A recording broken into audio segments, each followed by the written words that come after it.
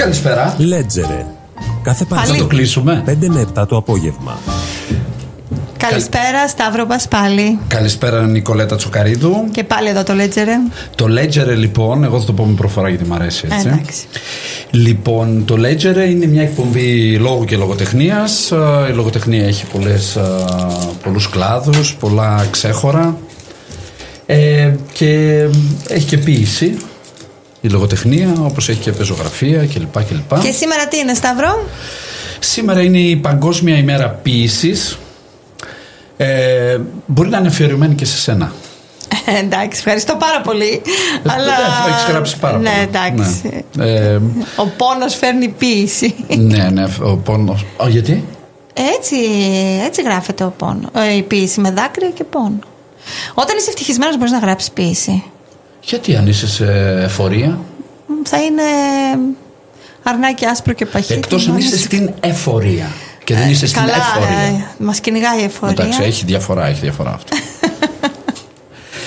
Λοιπόν, έχουμε αρκετά πράγματα να κάνουμε. Θα μιλήσουμε και για την ποίηση, για την Παγκόσμια ημέρα ποίησης. Αλλά θα μιλήσουμε για κάτι που έχει ποίηση με το φιλί. Φιλό. Είδες. Το φιλέο φιλό. Τελικά σκέφτεσαι πολύ πιο πριν σε σχέση με αυτό που θα πω. Σε ξέρω, βρε. Σε ψυχανεμίζομαι. Τι, τόσο καιρό εδώ πέρα τι κάνω.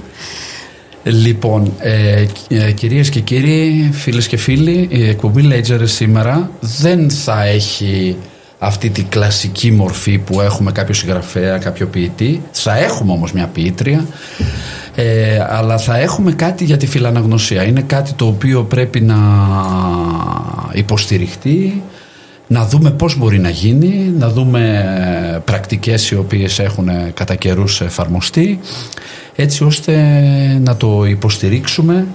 Γιατί ξέρεις μια λέξη που χρησιμοποίησα τελευταία μιλώντας για τους φιλέλληνες? Όχι. Φιλοτελισμός. Η οποία είναι άγνωστη. Πώς την ερμηνεύεις? Την ερμηνεύω γιατί δεν έχει γραμματόσημα πλέον.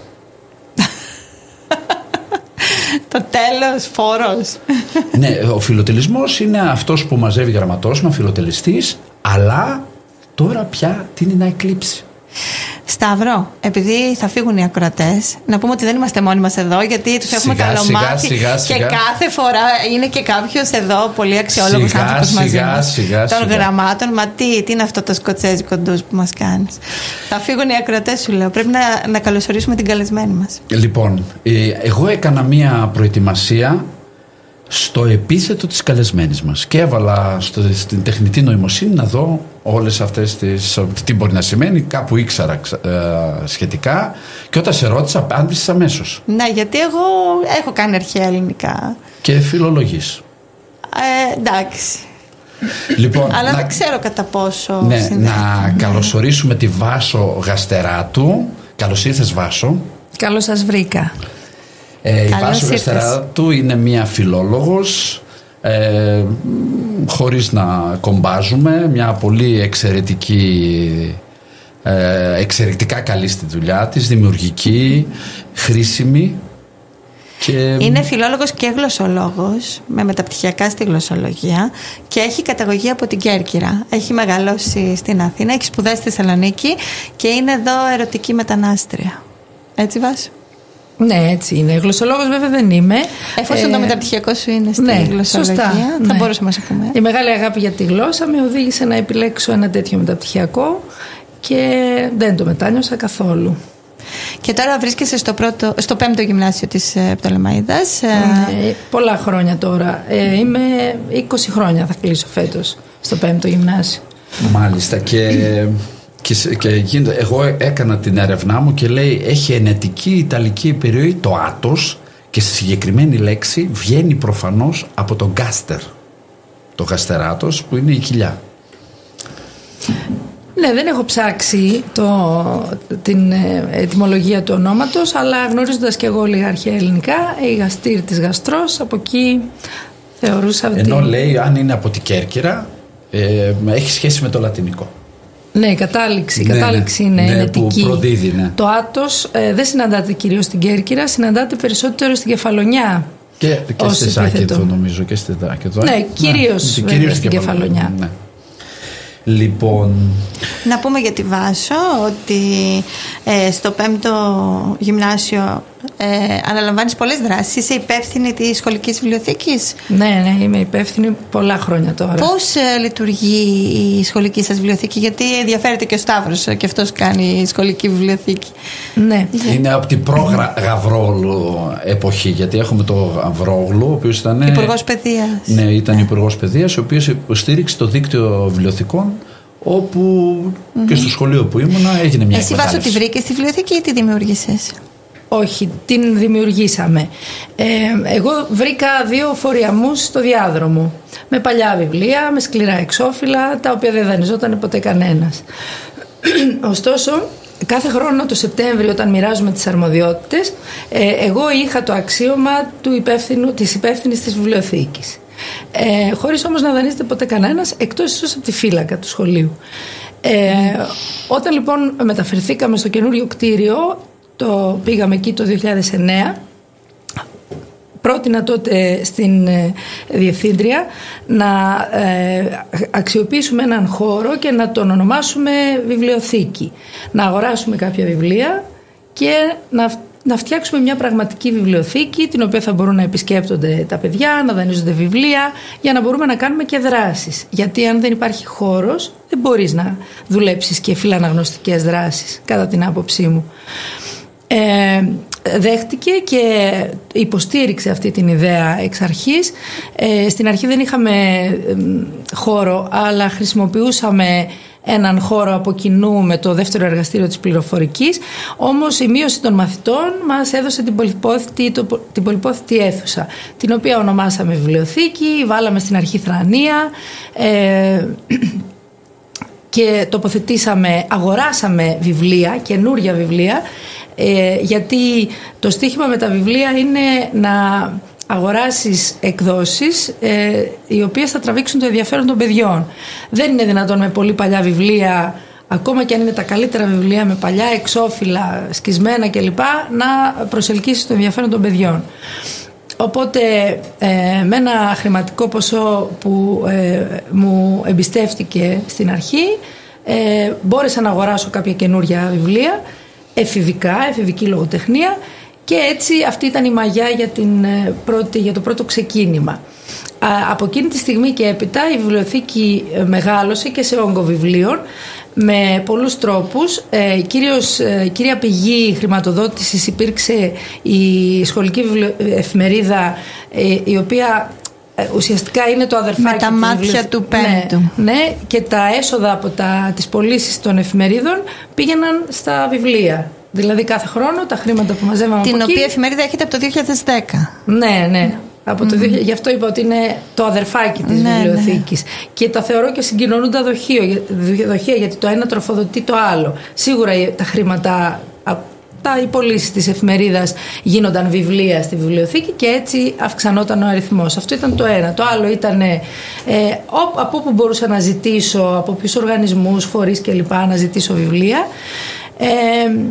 Και μας ήρθαν και κάποια βιβλία όταν έκλεισε το σχολείο της Γαλάτειας και ενσωματώθηκε εκείνη η βιβλιοθήκη στη δική μας βιβλιοθήκη. Η έγνοια βέβαια για τον εμπλουτισμό της βιβλιοθήκης είναι μόνιμη, είναι συνεχής. Βέβαια τώρα δεν υπάρχουν χρήματα και είμαστε πάντοτε σε αναζήτηση χρημάτων για να μπορεί να εμπλουτιστεί. Ωστόσο κινούνται τα βιβλία μεταξύ των παιδιών, υπάρχει δράση και διάδραση. Ωραία, έρχεστε και στο πονεμένο θέμα, γιατί της φιλαναγνωσίας, ας πούμε. Ναι, θεωρούσα ότι όλα αυτά τα χρόνια ο χώρος και ο εμπλουτισμός σε βιβλία ήταν τα βασικά, ας πούμε. Οι προϋποθέσεις. Φαίνεται βέβαια ότι δεν είναι μόνο αυτό, γιατί παρατηρώ φέτος, περάσαμε βέβαια και εκείνη την περίοδο της πανδημίας, εκεί έπεσαν οι δανεισμοί των βιβλίων κατακόρυφα, μάλλον έφτασαν στο ναδί, γιατί τα παιδιά δεν έμπαιναν στη βιβλιοθήκη τότε, είχαμε μάσκες κλπ. Περνώντας όμως αυτή η περίοδος, κάπως εξομαλύνθηκε το πράγμα. Φέτος όμως παρατηρώ το εξής: τα παιδιά δεν δανείζονται βιβλία. Μου έχει κάνει δηλαδή πολύ μεγάλη εντύπωση, εννοείται αρνητική εντύπωση. Αυτό που παρατηρώ είναι ότι επειδή η βιβλιοθήκη λειτουργεί και ως αναγνωστήριο, αυτά τα 10 λεπτά διαλύματα που έχουμε, τα παιδιά που θέλουν να διαβάσουν τα αξιοποιούν για να διαβάσουν μέσα στη βιβλιοθήκη. Δηλαδή παίρνουν από τα ράφια βιβλία, διαβάζουν μια σελίδα στο διάλειμμα, αφήνουν το σελίδοδείκτη εκεί που σταμάτησαν, το αφήνουν στο ράφι και συνεχίζουν την επόμενη φορά. Αυτό είναι κάτι καινούριο. Καλό, ωραίο. Ναι, αυτό είναι ωραίο. Βέβαια, μέσα σε αυτόν τον πολύ περιορισμένο χρόνο που έχουν του διαλύματος, δεν μπορούν να προχωρήσουν πάρα πολύ στην ανάγνωση του βιβλίου. Οπότε νομίζω ότι υπάρχει πρόβλημα. Δηλαδή, εγώ το εντοπίζω. Πάντως είναι σημαντικό φέτος. Αντί να είναι στο κινητό, να παίρνω ένα βιβλίο και έστω αυτά τα 10 λεπτά, 1/4. Προφανώς την ώρα που είναι στο σχολείο δεν μπορεί να είναι στο κινητό. Επειδή απαγορεύτηκαν τα κινητά, μήπως έγινε αυτό? Ακούστε λίγο, φέτος έγινε πολύ μεγάλος ντόρος με την απαγόρευση των κινητών. Εγώ έχω να πω ότι πάντοτε τα κινητά ήταν απαγορευμένα στο σχολείο. Δεν άλλαξε κάτι. Δηλαδή, φέτος είναι σαν να ανακαλύψαμε την Αμερική, αλλά δεν ισχύει αυτό. Γιατί τα παιδιά δεν έφερναν κινητά στο σχολείο ή τουλάχιστον φανερά δεν τα έφερναν. Δηλαδή, δεν επιτρεπόταν στο διάλειμμα να βλέπουμε ένα παιδί να παίζει με το κινητό. Δεν ξέρω γιατί φούσκωσε τόσο αυτό το πράγμα φέτος και τι θέλαμε να αποδείξουμε. Ίσως για τις άλλες πόλεις περισσότερο, ας πούμε Αθήνα, Θεσσαλονίκη. Μπορεί, εδώ... ίσως και για τις άλλες βαθμίδες, δηλαδή το Λύκειο. Πάντως στο γυμνάσιο που είμαι εγώ δεν υπήρχε ενασχόληση με το κινητό στο σχολείο. Δεν νομίζω ότι μόνο το δικό μας σχολείο λειτουργούσε με αυτόν τον τρόπο. Πιστεύω ότι το δικό σας ήταν και πάντα είναι έτσι λίγο πιο οργανωμένο, πιο αυστηρό, ίσως έχει αυτή τη φήμη. Ίσως γι' αυτό να μην τα βλέπατε. Δεν θα την υποστηρίξω αυτή τη φήμη. Εγώ θεωρώ ότι όλα τα σχολεία κάνουν δουλειά. Δουλειά κάνουν όλοι. Ναι, αλλά πιο χαλαρά άλλοι λίγο πιο οργανωμένα. Το ότι επιτυχάνεται προφανώς θέλει να πει η Νικολέτα. Ναι, δεν θα δεχόμουν αυτόν τον χαρακτηρισμό, γιατί θεωρώ πραγματικά ότι όλα τα σχολεία προσπαθούν και να βάλουν σε ένα πλαίσιο τους μαθητές, να τους οργανώσουν, να κάνουν δράσεις. Το βλέπω δηλαδή σε όλα τα σχολεία. Μάλιστα. Είχατε αναπτύξει κάποιες δράσεις φιλαναγνωσίας? Να πω λίγο, να έρθω λίγο στη βιβλιοθήκη που λέγατε πριν για τις οργανωμένες βιβλιοθήκες. Εμείς δυστυχώς, νομίζω και το 4ο γυμνάσιο, είμαστε από τα 2 γυμνάσια τα οποία δεν προλάβαμε να έχουμε τέτοια βιβλιοθήκη η οποία δημιουργήθηκε από την πολιτεία. Εν αντιθέσει με το 1ο, το 2ο και το 3ο γυμνάσιο, τα οποία πρόλαβαν να πάρουν με κάποια προγράμματα τέτοια βιβλία από την πολιτεία και να έχουν έτσι μια, ας πούμε, μεγάλη σε εύρος βιβλίων βιβλιοθήκη. Οπότε τη βιβλιοθήκη που φτιάξαμε, τη φτιάξαμε εμείς με τις δικές μας δυνάμεις. Όλα τα βιβλία που έχουμε είναι βιβλία που τα αποκτήσαμε με τους τρόπους που προανέφερα. Πρέπει να είμαστε λίγο περήφανοι γι' αυτό. Βεβαίως. Έχω εγώ προσωπικά την εμπειρία και τώρα στο σχολείο που είμαι. Με το βιβλιοδανό, εκεί δεν έχουμε ως πρόγραμμα για δανεισμό, για μέλη κλπ. Το σχολείο που είμαι είναι πολύ μικρό, αλλά όταν ήμουνα στο Φιλότα και έκανα το διευθυντή εκεί, με χρήματα από τα περίσσια, τον πόνους του Εράσμους που είχε γίνει και τα χρήματα από Γαβρόγλου, ας πούμε, πρωτοβουλία, ήταν 3.000, τα οποία ήταν τα 1.600, αν θυμάμαι, ήταν για να πάρουμε υπολογιστή, projector, αυτά από τα οποία τα είχαμε εμείς βασικά. Και τα υπόλοιπα ήταν για βιβλία. Αγοράσαμε κάποια βιβλία. Το βιβλίο όντως πρέπει να είναι εγωιτευτικό, να έχει σχέση με την εποχή. Η Βάσο πολύ σωστά είπε ότι κάποια βιβλία δεν μπορούν να τα πάρουν τα παιδιά. Εγώ έκανα ένα τεστ χθες ερχόμενος εδώ με μια μαθήτρια, της πήρα από εδώ από την Πτολεμαΐδα το μικρό ήρωα, μικρός ήρωος. Και την λέω, θέλω να διαβάσει λίγο. Και μου λέει, δεν καταλαβαίνω τίποτα. Δεν καταλαβαίνω τίποτα, εντάξει. Και όταν το είδα, λέω, λογικά δεν καταλαβαίνει. Πρώτα απ' όλα είναι μαθήτρια τρίτης δημοτικού και το αντικείμενο είναι για συμμαχικές δυνάμεις, ξέρω εγώ κλπ. Και πώς θα γίνει, πώς θα πολεμήσει. Τα βιβλία που είναι ξεχυλωμένα, αυτά τα παλιά, ας πούμε, αν πάρουμε ένα βιβλίο, ας πούμε, του Αλέξανδρου Δουμά, το οποίο έχει ξεχυλώσει. Είναι από σκληρή βιβλιοδεσία, είναι σκληρόδετο, αλλά έχει ξεχυλώσει. Αυτό το βιβλίο δεν μπορεί να το πάρει το παιδί. Το παιδί θέλει βιβλία όπως είναι σήμερα, όπως τα βγάζουν οι εκδοτικοί οίκοι. Να μοιάζει σε όλα αυτά τα εργαλεία που έχει. Όταν και ένα βιβλίο το οποίο περπατούσε μετά που κάναμε τη βιβλιοθήκη, 2 βιβλία, τα αγόρια και τα κορίτσια του Δημοτικού Σχολείου. το ημερολόγιο μιας ξενέρωτης και το ημερολόγιο ενός Σπασίκλα, ας πούμε. Γιατί περπατούσαν αυτά? Ο στόχος είναι και λίγο κόμιξ αυτά. Ο στόχος είναι το παιδί να πάρει να διαβάσει έστω και μια πινακίδα. Δηλαδή είναι ένας στόχος αυτός.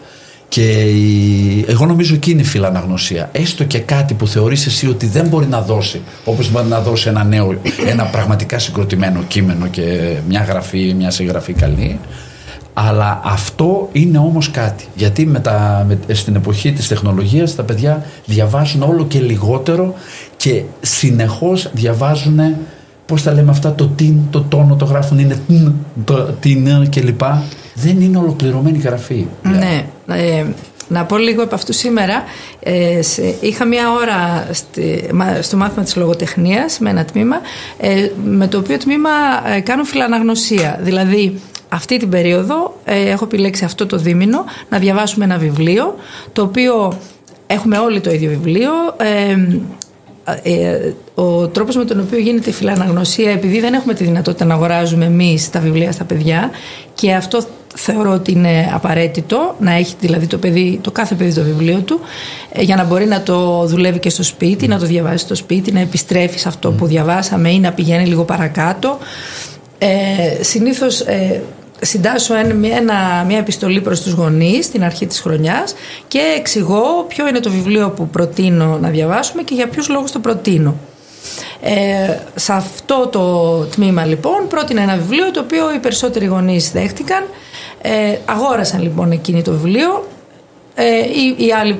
Ο άλλος τρόπος είναι να το αγοράσω εγώ για να πετύχω ίσως και μια λίγο καλύτερη τιμή, και το διαβάζουμε μέσα στην τάξη. Αυτός είναι ένας τρόπος που χρησιμοποιώ τα τελευταία χρόνια. Έχω χρησιμοποιήσει διάφορες συνταγές για να δω τι βοηθάει. Τώρα λοιπόν είμαι σε αυτή την φάση που διαβάζουμε μέσα στην τάξη το βιβλίο. Θα μου πείτε, είναι εύκολο να διαβαστεί όλο το βιβλίο μέσα στην τάξη? Δεν είναι εύκολο. Αν είναι ένα πολύ μικρό βιβλίο μπορεί να γίνει. Αν είναι ένα μεγάλο βιβλίο, αυτό είναι 250 σελίδες, δεν διαβάζεται όλο μέσα στην τάξη, γιατί υπάρχει το αναλυτικό πρόγραμμα, υπάρχουν άλλα πράγματα που πρέπει να γίνουν, υπάρχουν τα διαγωνίσματα κλπ. Λοιπόν, σήμερα λοιπόν τους είπα ότι θα πάω, λέω, σε μια ραδιοφωνική εκπομπή και θα με ρωτήσουν εκεί γιατί οι νέοι δεν διαβάζουν, γιατί οι έφηβοι δεν διαβάζουν. Θέλετε να μου πείτε, λέω, τι να τους πω, τι θέλετε να τους μεταφέρω? Το πρώτο πράγμα που μου είπε ένας μαθητής, ο οποίος δεν διαβάζει και πάρα πολύ, δεν έχει πολύ μεγάλο ενδιαφέρον για τα γράμματα, είναι ότι για να διαβάσει ένα παιδί χρειάζεται ένα βιβλίο να είναι πολύ ενδιαφέρον, να του τραβάει το ενδιαφέρον. Το θέμα να είναι τέτοιο που να το αγγίζει, το οποίο θεωρώ και εγώ το κυρίαρχο. Ακριβώς. Και το δεύτερο που είπε είναι αυτό σε σχέση με την τεχνολογία, ότι είναι πολύ πιο εύκολο, λέει, εμείς να βλέπουμε βιντεάκια στο TikTok ή να έχει 2 σειρούλες κείμενο, ας πούμε, και να διαβάζουμε αυτό, γιατί βαριόμαστε, λέει, πάρα πολύ γρήγορα. Δηλαδή και τα βίντεο, ας πούμε, αν είναι και πολύ μεγάλα, δεν τα βλέπουμε. Θέλουμε να περνάμε από το ένα στο άλλο. Νομίζω ότι έχει πιάσει 2 πολύ βασικά. Ναι, τα κύρια σημεία είναι αυτά. Ναι, σημεία του γιατί ή πώς θα μπορούσαν τα παιδιά να διαβάσουν ή γιατί δεν διαβάζουν. Βέβαια δεν είναι μόνο αυτά, είναι σύνθετο νομίζω το πρόβλημα της απομάκρυνσης από την ανάγνωση. Ο χρόνος, οι πολλές δραστηριότητες που μπορεί να έχουν. Ναι, είναι πολλά. Είναι ακριβώς αυτό, ότι νομίζω ότι τα παιδιά έχουν ταυτίσει την ανάγνωση και τη γραφή με κάτι το οποίο είναι μισητό. Έχω φτάσει σε αυτή την διαπίστωση. Είναι στη μαύρη λίστα. Ναι, είναι στη μαύρη λίστα. Αυτό το βλέπεις όταν τους λες να γράψουμε κάτι μες στην τάξη. Βλέπεις ότι ας πούμε το μάτι γυρνάει. Θα πούνε σίγουρα όχι. Δεν υπάρχει κάποιο παιδί που θα πει ναι, θέλω να γράψω ή θέλω να διαβάσω. Καλύτερα να τους βάλεις κάτι να δουν. Άρα η ανάγνωση και η γραφή έχουν σηματοδοτηθεί αρνητικά από τα παιδιά. Υπάρχει μια έκφραση, αν μου επιτρέπεις, Βάσο. Διάβασες? Πώς είναι φρικτή λέξη. Ναι. Διάβασες? Ναι. Δηλαδή εννοείται τα μαθήματα αυτά που έχεις στις υποχρεώσεις. Επομένως η λέξη είναι εκ προημίου ένοχη. Ναι, σε αυτό θα κατέληγα κι εγώ. Δηλαδή ότι η ανάγνωση και η γραφή κάποτε θεωρούνταν οι κορυφαίες εκφράσεις της ανθρώπινης διανόησης, και τώρα έχουν καταντήσει λέξεις οι οποίες είναι μισητές έως βαρετές έως μισητές, γιατί έχουμε βάλει το χεράκι μας εμείς πάρα πολύ, γιατί το συνώνυμο της ανάγνωσης είναι ότι διαβάζω όχι για να απολαύσω, αλλά για να απομνημονεύσω και να γράψω στο τεστ, στο διαγώνισμα ή στις πανελλαδικές ή σε όποιες εξετάσεις τέλος πάντων. Διαβάζω γι' αυτό το λόγο και βέβαια γράφω γι' αυτό το λόγο. Είναι χρησιμοθυρικός ο σκοπός. Δεν γράφω γιατί θέλω να εκφράσω κάτι, γράφω γιατί πρέπει να γράψω και να πάρω έναν καλό βαθμό. Και τα δύο λοιπόν τα έχουμε ακυρώσει. Έχουμε ακυρώσει την απόλαυση που δίνουν είτε η ανάγνωση είτε η γραφή. Άρα ερχόμαστε τώρα να ζητήσουμε τα ρέστα, συγγνώμη κιόλας, από τα παιδιά, όταν εμείς αλλοιώσαμε την έννοια των λέξεων. Μήπως και εμείς δεν έχουμε αρχίσει να ξεχνάμε να γράφουμε?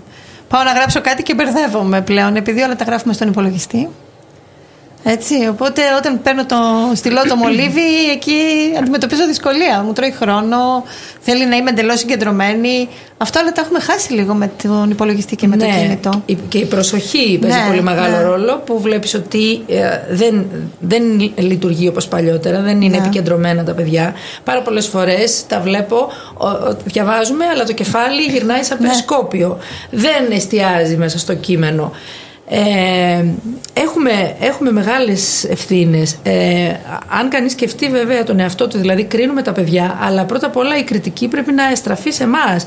Εμείς πόσο είμαστε εξαρτημένοι από την εικόνα και το κινητό μας με το οποίο κάνουμε όλες τις δουλειές? Πόσα βιβλία διαβάζουμε το χρόνο? Άλλωστε τα παιδιά αντιγράφουν το παράδειγμα των μεγαλύτερων. Βάσο, πώς έφτασες στο να βραβευτείς για την προώθηση της φιλαναγνωσίας? Γιατί βλέπουμε ότι έχεις πάρει βραβείο προώθησης της φιλαναγνωσίας από το ελληνικό τμήμα της EB, από τον κύκλο του ελληνικού βιβλίου, το βραφείο Βασίλης Αναγνωστόπουλος, σε ενεργή εκπαιδευτικό δευτεροβάθμιας εκπαίδευσης κάθε ειδικότητας, ο οποίος προωθεί τη φιλαναγνωσία και την νεανική λογοτεχνία. Ναι, αυτό έγινε το 22. Πολύ ωραίο, πολύ τιμητικό το 22. Πραγματικά ήταν μια πολύ τιμητική διάκριση για μένα αυτή. Ακριβώς δεν είχε ολοκληρωθεί ακόμα η φάση της πανδημίας. Εγώ είχα ήδη πίσω μου αρκετά χρόνια φιλαναγνωσίας, γιατί όσο μπορώ να θυμηθώ η βιβλιοθήκη έγινε το 10 στο σχολείο. Από τότε και μετά άρχισα δειλά στην αρχή και πιο εντατικά από το 14-15 να κάνω φιλαναγνωσία, είτε βάζοντας τα παιδιά να δανείζονται βιβλία και να διαβάζουν και να συζητάμε μετά, να παρουσιάζουν, είτε διαβάζοντας όλοι το ίδιο βιβλίο, είτε μέσα από φωτοτυπίες, να φωτοτυπώ εγώ και αυτό βιβλία. έγινε γνωστό ευρύτερα και βραβεύτηκες. Ναι, αυτό κατέθεσα εγώ στη συνέχεια στο ελληνικό τμήμα της EB, στον κύκλο του ελληνικού παιδικού βιβλίου, που είναι ένας φορέας ο οποίος προωθεί την φιλαναγνωσία στους νέους και βραβεύει όχι μόνο νέους συγγραφείς και εικονογράφους, αλλά βραβεύει δασκάλους και εκπαιδευτικούς, δασκάλους και καθηγητές, δηλαδή πρωτοβάθμιας και δευτεροβάθμιας εκπαίδευσης, οι οποίοι προάγουν, είτε βιβλιοθηκονόμους. Το ίδιο βραβείο έχει κερδίσει και η κυρία Καλμανίδου για την πρόθεση της φιλαναγνωσίας με τη βιβλιοθήκη. Να πάμε διαφημίσεις. Πάμε σε ένα διαφημιστικό διάλειμμα και επιστρέφουμε. Είναι η εκπομπή Ledger με τον Σταύρο Βασπάλη και την Νικολέτα Τσοκαρίδου, και εδώ μαζί μας ήταν στην πρώτη μισή ώρα και συνεχίζει. Ναι, και συνεχίζει και θα είναι μέχρι τις 7 η Βάσο Γαστεράτου, που μας λέει πάρα πολύ όμορφα πράγματα που γίνονται στο 5ο γυμνάσιο για τη φιλαναγνωσία, για τη λογοτεχνία γενικά, είτε είναι παιδική, είτε νεανική, είτε ενηλίκων, και αυτό είναι εκπληκτικό για να μπορέσουμε και εμείς να μάθουμε, ή και οι ακροατές που έχουν σχέση με την προώθηση της φιλαναγνωσίας, την προώθηση της λογοτεχνίας, το διάβασμα, την ανάγνωση, να μπορέσουν και αυτοί να δούνε πρακτικές, έτσι ώστε ακόμη και οικογενειακά, έτσι δεν είναι Βάσο? Ακόμη και οικογενειακά να πούμε κάποιες ιδέες, ή τέλος πάντων πώς μπορεί η οικογένεια να υποστηρίξει την ανάγνωση, το βιβλίο, τη λογοτεχνία στα παιδιά. Ναι, το μεγάλο στοίχημα για μένα είναι η οικογένεια, και ειδικά στις μικρότερες ηλικίες. Φαίνεται βέβαια ότι τα παιδιά σε μικρή ηλικία μπορείς να τα επηρεάσεις, μπορείς να τα στρέψεις στο βιβλίο. Το παιχνίδι χάνεται μετά στο γυμνάσιο. Αν όμως δημιουργήσεις μια πολύ καλή σχέση με το βιβλίο, όχι χρησιμοθυρική, αλλά σχέση απόλαυσης με το βιβλίο σε μικρή ηλικία, νομίζω ότι αυτό θα συνεχιστεί και στο γυμνάσιο και στο λύκειο. Βέβαια, ξέρουμε ότι ο τρόπος με τον οποίο τα παιδιά περνούν την καθημερινότητά τους στο γυμνάσιο και στο λύκειο είναι καταστροφικός για τη σχέση με το βιβλίο. Γιατί και φορτώνονται με πάρα πολλές δραστηριότητες. Δεν λέω ότι δεν τις επιλέγουν τα ίδια, αλλά νομίζω ότι και εκεί έχουμε βάλει πολύ το χεράκι μας, και ως κοινωνία φορτώνουμε πάρα πολύ το πρόγραμμα των παιδιών. Αυτό το πονεμένο κομμάτι των φροντιστηρίων είναι επίσης κάτι που δυσκολεύει πάρα πολύ ένα παιδί να έχει λίγο χρόνο δικό του, και άρα να τον ξοδέψει διαβάζοντας ένα βιβλίο. Το γυμνάσιο και το λύκειο λοιπόν είναι οι απογοητευτικές περίοδοι. Έχει βασικά σχέση με το βιβλίο, αλλά δεν έχει σχέση με τη λογοτεχνία. Η λογοτεχνία υπάρχει παντού, αλλά θέλω να πω ότι είναι αυτά τα εγχειρίδια, τα σχολικά, τα οποία είτε τα βοηθήματα που δεν έχουν σχέση με αυτή την απόλαυση, έχει σχέση με την πίεση εκμάθησης. Όχι. Πριν από λίγο σας έλεγα για αυτό το μαθητή. Μία μαθήτρια λοιπόν μου είπε, λέω, τι θα μου έλεγες εσύ να πω στην εκπομπή που θα πάω, και μου λέει, άρχισε να μου λέει τα θετικά της ανάγνωσης των βιβλίων, σαν να διάβαζε από ένα λυσάρι και να μου τα διάβαζε, ας πούμε. Και το πρώτο που μου είπε είναι ότι διαβάζοντας ένα βιβλίο πλουτίζεις το λεξιλόγιό σου κλπ. Της λέω, κορίτσι μου, λέω, διαβάζεις ένα βιβλίο όχι για να αποκτήσεις λεξιλόγιο, αλλά για να απολαύσεις μια ιστορία, για να μπεις μέσα σε αυτήν την ιστορία και να ζήσεις τη ζωή ενός άλλου, να ταυτιστείς. Δεν θα σκέφτεσαι ότι κερδίζεις από το να διαβάζεις μια λέξη και 2 λέξεις. Αν έχεις αυτό στο μυαλό σου, διάβασε ένα οποιοδήποτε άλλο κείμενο. Δεν χρειάζεται να διαβάζεις ένα λογοτεχνικό βιβλίο. Θέλω να πω. Συνακόλουθα όμως. Ναι, αλλά αυτό είναι πολύ δευτερεύον. Για μένα είναι πολύ δευτερεύον. Η αγαπητική σχέση με το βιβλίο δημιουργείται όχι όταν βάζουμε τέτοιου τύπου επιχειρήματα στο παιδί, ότι κοίταξε, πρέπει να διαβάζεις για να εμπλουτίσεις το λεξιλόγιό σου. Είναι ωραίο να διαβάζεις, γιατί είναι ωραίο να διαβάζεις ιστορίες. Και να σας πω, όλοι μας αγαπάμε τις ιστορίες. Δηλαδή σκεφτόμουν ποιο είναι το κοινό ανάμεσα σε ένα βιβλίο και ένα βιντεάκι που βλέπουν τα παιδιά. Η ιστορία είναι, γιατί και εκεί υπάρχει μια ιστορία. Υπάρχει βέβαια μια σύντομη ιστορία, αλλά όλοι μας αγαπάμε τις ιστορίες.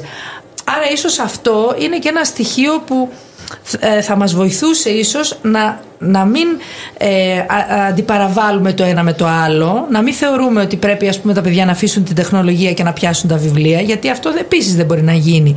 Αλλά πρέπει όλα με κάποιο τρόπο να συνδυαστούν αρμονικά στη ζωή του παιδιού και του ανθρώπου, ούτως ώστε να απολαμβάνει από όλα. Γιατί και το τηλέφωνο μου χρειάζεται και το βιντεάκι πρέπει να το δω, αλλά όταν θέλω να χαλαρώσω θα διαβάσω λίγο και θα έχω το βιβλίο δίπλα μου για να διαβάσω μια ιστορία. Ναι, εγώ ήθελα να πω για το θέμα του βιβλίου, επειδή είναι συνέχεια με τα βιβλία τα παιδιά, και εκείνο είναι βιβλίο και ενδεχομένως. Ναι, αυτό που λέγαμε πριν.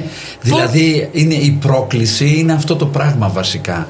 Αλλά και κάτι, επειδή το παιδί ξεκινάει από την πρώτη τάξη αυτή την πόδινη, δηλαδή να μάθει να διαβάζει, να κάνει, όλα αυτά πρέπει να τα ξεπεράσουμε. Δηλαδή εγώ θεωρώ ότι είναι καθαρά θέμα περιβάλλοντος, εγκύτερο περιβάλλοντος ή οικογένειας.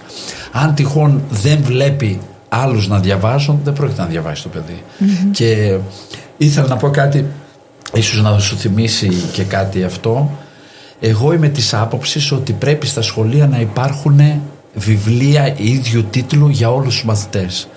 Γιατί παλιά λέγαμε ένα βιβλίο, τι διάβασα, δίναμε τα Χριστούγεννα, μας δίναμε βιβλίο. Διαβάζαμε, κάποιοι δεν το διαβάζαμε τέλος πάντων, και ερχόμαστε να πούμε τις εντυπώσεις μας. Όχι, έπρεπε να διαβάσουμε όλοι το ίδιο βιβλίο για να δούμε πώς μετά θα το αξιολογήσουμε και τι θα πούμε γι' αυτό. Αυτό που κάνει η Βάσο. Για να μπορούμε να το συζητήσουμε. Ναι.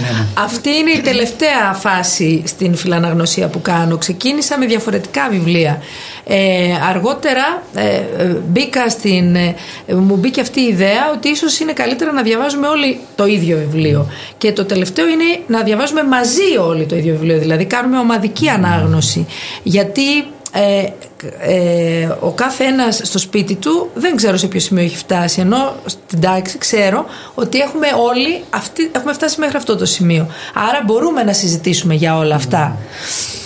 Και ένα άλλο να πω που το έκανα πέρσι και νομίζω ότι το απορρίπτω τελικά, γιατί δοκιμάζω διάφορα πράγματα να δω τι θα πιάσει, για να μην βάζω τους γονείς σε αυτή τη διαδικασία να αγοράζουν ένα βιβλίο, αν και δεν είναι το χειρότερο νομίζω που μπορεί να μας συμβεί, να δώσουμε 8 με 10 ευρώ σε ένα βιβλίο. Μπορούμε δηλαδή, θέλω να πω, οι περισσότεροι να το κάνουμε. Είχαμε στο σχολείο τάμπλετ, στα οποία τάμπλετ εγώ πέρασα ένα ολόκληρο βιβλίο, το σκάναρα και το περάσαμε μετά. Είχαμε 15 τάμπλετ νομίζω, οπότε καλύπτονταν όλα τα παιδιά, κάποια ανά 2. Δοκίμασα λοιπόν να διαβάζουμε το βιβλίο μέσα στην τάξη από το τάμπλετ. Ενθουσιάστηκαν τα παιδιά στην αρχή ότι θα έχουν ένα τάμπλετ, ότι τέλος πάντων θα κυλάει με το δάχτυλό τους η σελίδα κλπ. Όμως διαπίστωσα ότι αυτό δεν μπορεί να αντικαταστήσει το βιβλίο, γιατί φεύγοντας από το σχολείο το παιδί δεν μπορούσε να πάρει μαζί του το τάμπλετ. Τα τάμπλετ ήταν τα σχολικά τάμπλετ. Οπότε στο σπίτι, αν ήθελε να ξαναδεί μια σελίδα που είχε διαβάσει, δεν είχε αυτή τη δυνατότητα. Και μόνη μου κατάλαβα ότι αυτός δεν είναι ο τρόπος. Βέβαια υπάρχουν ηλεκτρονικά βιβλία. Νομίζω όμως ότι για να δημιουργήσεις μια σχέση τέτοια αγαπητική πρέπει να ξεκινήσεις από το έντυπο βιβλίο, όχι από τα ηλεκτρονικά βιβλία. Όντως είναι αυτό. Είχε γίνει μια έτσι ηλεκτρονική, ακόμη και ο χρωματισμός της σελίδας αυτό το κιτρινιάρικο το είχε κάνει η Amazon, δεν θέλω να της κάνω τη διαφήμιση. Είναι το Kindle που το λέγαμε στη Γερμανία, το οποίο έκανε ακριβώς να γυρνάς τη σελίδα όπως είναι να διαβάζεις ένα βιβλίο, και ο χρωματισμός του και η αίσθηση σου έδινε αυτό. Έτσι όπως είναι τα ηλεκτρονικά βιβλία στα τάμπλετ δεν μπορεί να περπατήσει για μένα, γιατί δεν έχει, είναι περισσότερο πληροφόρηση και λιγότερο απόλαυση. Ναι. Αυτή είναι η διαφορά. Εγώ θέλω να θυμηθείς κάτι. Ένα βιβλίο υπήρχε, το οποίο αγοράστηκε κάποτε εδώ σε ένα σχολείο και λεγόταν «Ο αγώνας για το ψωμί», για μια κοπελίτσα. Το έγραψε μια η Παρβάνα, που ήταν η ηρωίδα η Παρβάνα. Ναι. Το οποίο αγοράστηκε αυτό το είχατε κάνει στο σχολείο. Στο σχολείο, έτσι, ναι. Εκεί κάπου είχε χαλάσει, γιατί κάποια παιδιά δεν άντεξαν. Είχαμε κεφάλαιο κάθε φορά στα Σαββατοκύριακα και ήθελα να το έχουν διαβάσει όλοι. Κάποιοι μου το χάλασαν από τους μαθητές, το είχαν διαβάσει ήδη και επειδή είχαν αγωνία το τι μπορεί να προκύψει, ναι, έχει το καλό του αυτό, αλλά μου το χάλασαν γιατί το διάβασαν κάποιοι.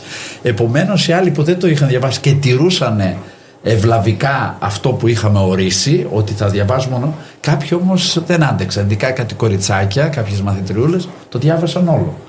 Και εκείνο ήταν ένα σημείο το οποίο εγώ είμαι της άποψης, να πούμε εδώ σε αυτό το σημείο ότι σε πάρα πολλές χώρες και κυρίως που έχουμε το θαυμασμό για τη Φιλανδία, εκεί έχουν στο αναλυτικό πρόγραμμα ώρες λογοτεχνίας. Εμείς δεν έχουμε. Ώρες λογοτεχνίας έχει και ένα ελληνόφωνο και μια ελληνόφωνη εκπαίδευση της Κύπρου, οι οποίοι λειτουργούν και έχουν παραγωγή μεγάλη σε θέματα τέτοια φιλαναγνωσίας, οι οποίοι δεν τηρούν κάποια πράγματα τα οποία έχουν να κάνουν περισσότερο με την κοινοπολιτεία, με την Αγγλία, εφαρμόζουν αυτά τα στοιχεία, αλλά είναι υποστηρικτικό και το ίδιο το κράτος, το ίδιο το Υπουργείο δίνει κονδύλια έτσι ώστε να δημιουργήσει το σχετικό περιβάλλον, το ανάλογο περιβάλλον, έτσι ώστε να υπάρχει αυτή η γοητεία που λέμε. Γιατί ορισμένες φορές εμείς χρειαζόμαστε πάντα νέους συγγραφείς, δηλαδή κάθε τι καινούριο που θα βγαίνει πάει και στην εποχή του. Δηλαδή όταν γράφει κάποιος ένα νεανικό μυθιστόρημα, έχει να κάνει και με την εποχή. Όταν εγώ μιλούσα για τον Γιώργο Θαλάσση, δεν μπορούσα να το λύσει τον στη μαθήτρια. Δηλαδή ήταν κάτι, ο μικρός ήρωας ας πούμε, πρέπει να έχει Εμένα, ξέρει η Νικολέτα, την αναφέρομαι, μου αρέσει πάρα πολύ το ιστορικό μυθιστόρημα. Αυτό έχει να κάνει με ένα μεγάλο όμως ηλικιακά. Το παιδάκι αυτό θέλει να είναι και κάτι το οποίο έχει σχέση με την εποχή του. Εγώ αυτά εντοπίζω. Οκ. Να ρωτήσω λίγο τη Βάσο για την σχέση φιλαναγνωσίας και audiobook. Ποια είναι η άποψή σου? Σε ό,τι αφορά εμένα είναι αρνητική. Δηλαδή θεωρώ ότι το βιβλίο πρέπει να το διαβάσεις, όχι να το ακούς. Εννοείται ότι αν δεν έχεις αυτή τη δυνατότητα, καλό είναι να ακούς και ένα βιβλίο, αλλά η ταύτιση με τους ήρωες και λοιπά δεν μπορεί να γίνει μέσα από την ανάγνωση. Δηλαδή σαν να μου λέει κάποιος ένα παραμύθι ή μια ιστορία. Ξέρεις, αν κάποιος είναι λίγο ακουστικός τύπος, μπορεί και να τον βοηθάει αυτό. Ναι, μπορεί, αυτό λέω. Ναι. Εμένα δεν με βοηθάει καθόλου. Είχα μια φαϊνή ιδέα μια χρονιά με παιδιά της 3ης Λυκείου να ηχογραφήσουμε τα κεφάλαια της ιστορίας. Και λέω, όταν πηγαίνετε για ύπνο, βάλτε το να παίζει ύπνοπαιδεία. Μπορεί και κάτι να μείνει, δεν ξέρετε. Γιατί κατά τη γνώμη μου δεν είναι βοηθητικό? Γιατί η ανάγνωση σε βάζει στη διαδικασία να αγωνιστείς, να κατανοήσεις. Απαιτεί λοιπόν να επενδύσεις πάνω σε αυτό που κάνεις. Όταν ακούς απλά, μπορεί να ακούς χωρίς να χρειάζεται να αποκωδικοποιήσεις. Γιατί το να ακούω κάτι και να μην το καταλαβαίνω, δεν πειράζει, αλλά όταν διαβάζω δεν μπορώ να προχωρήσω χωρίς να καταλάβω. Ή μπορεί και να προχωρήσεις χωρίς να δώσεις πολύ σημασία αν έχεις καταλάβει όχι, γιατί συμβαίνει. Ωστόσο γυμνάζεις άλλες δεξιότητες. Ναι.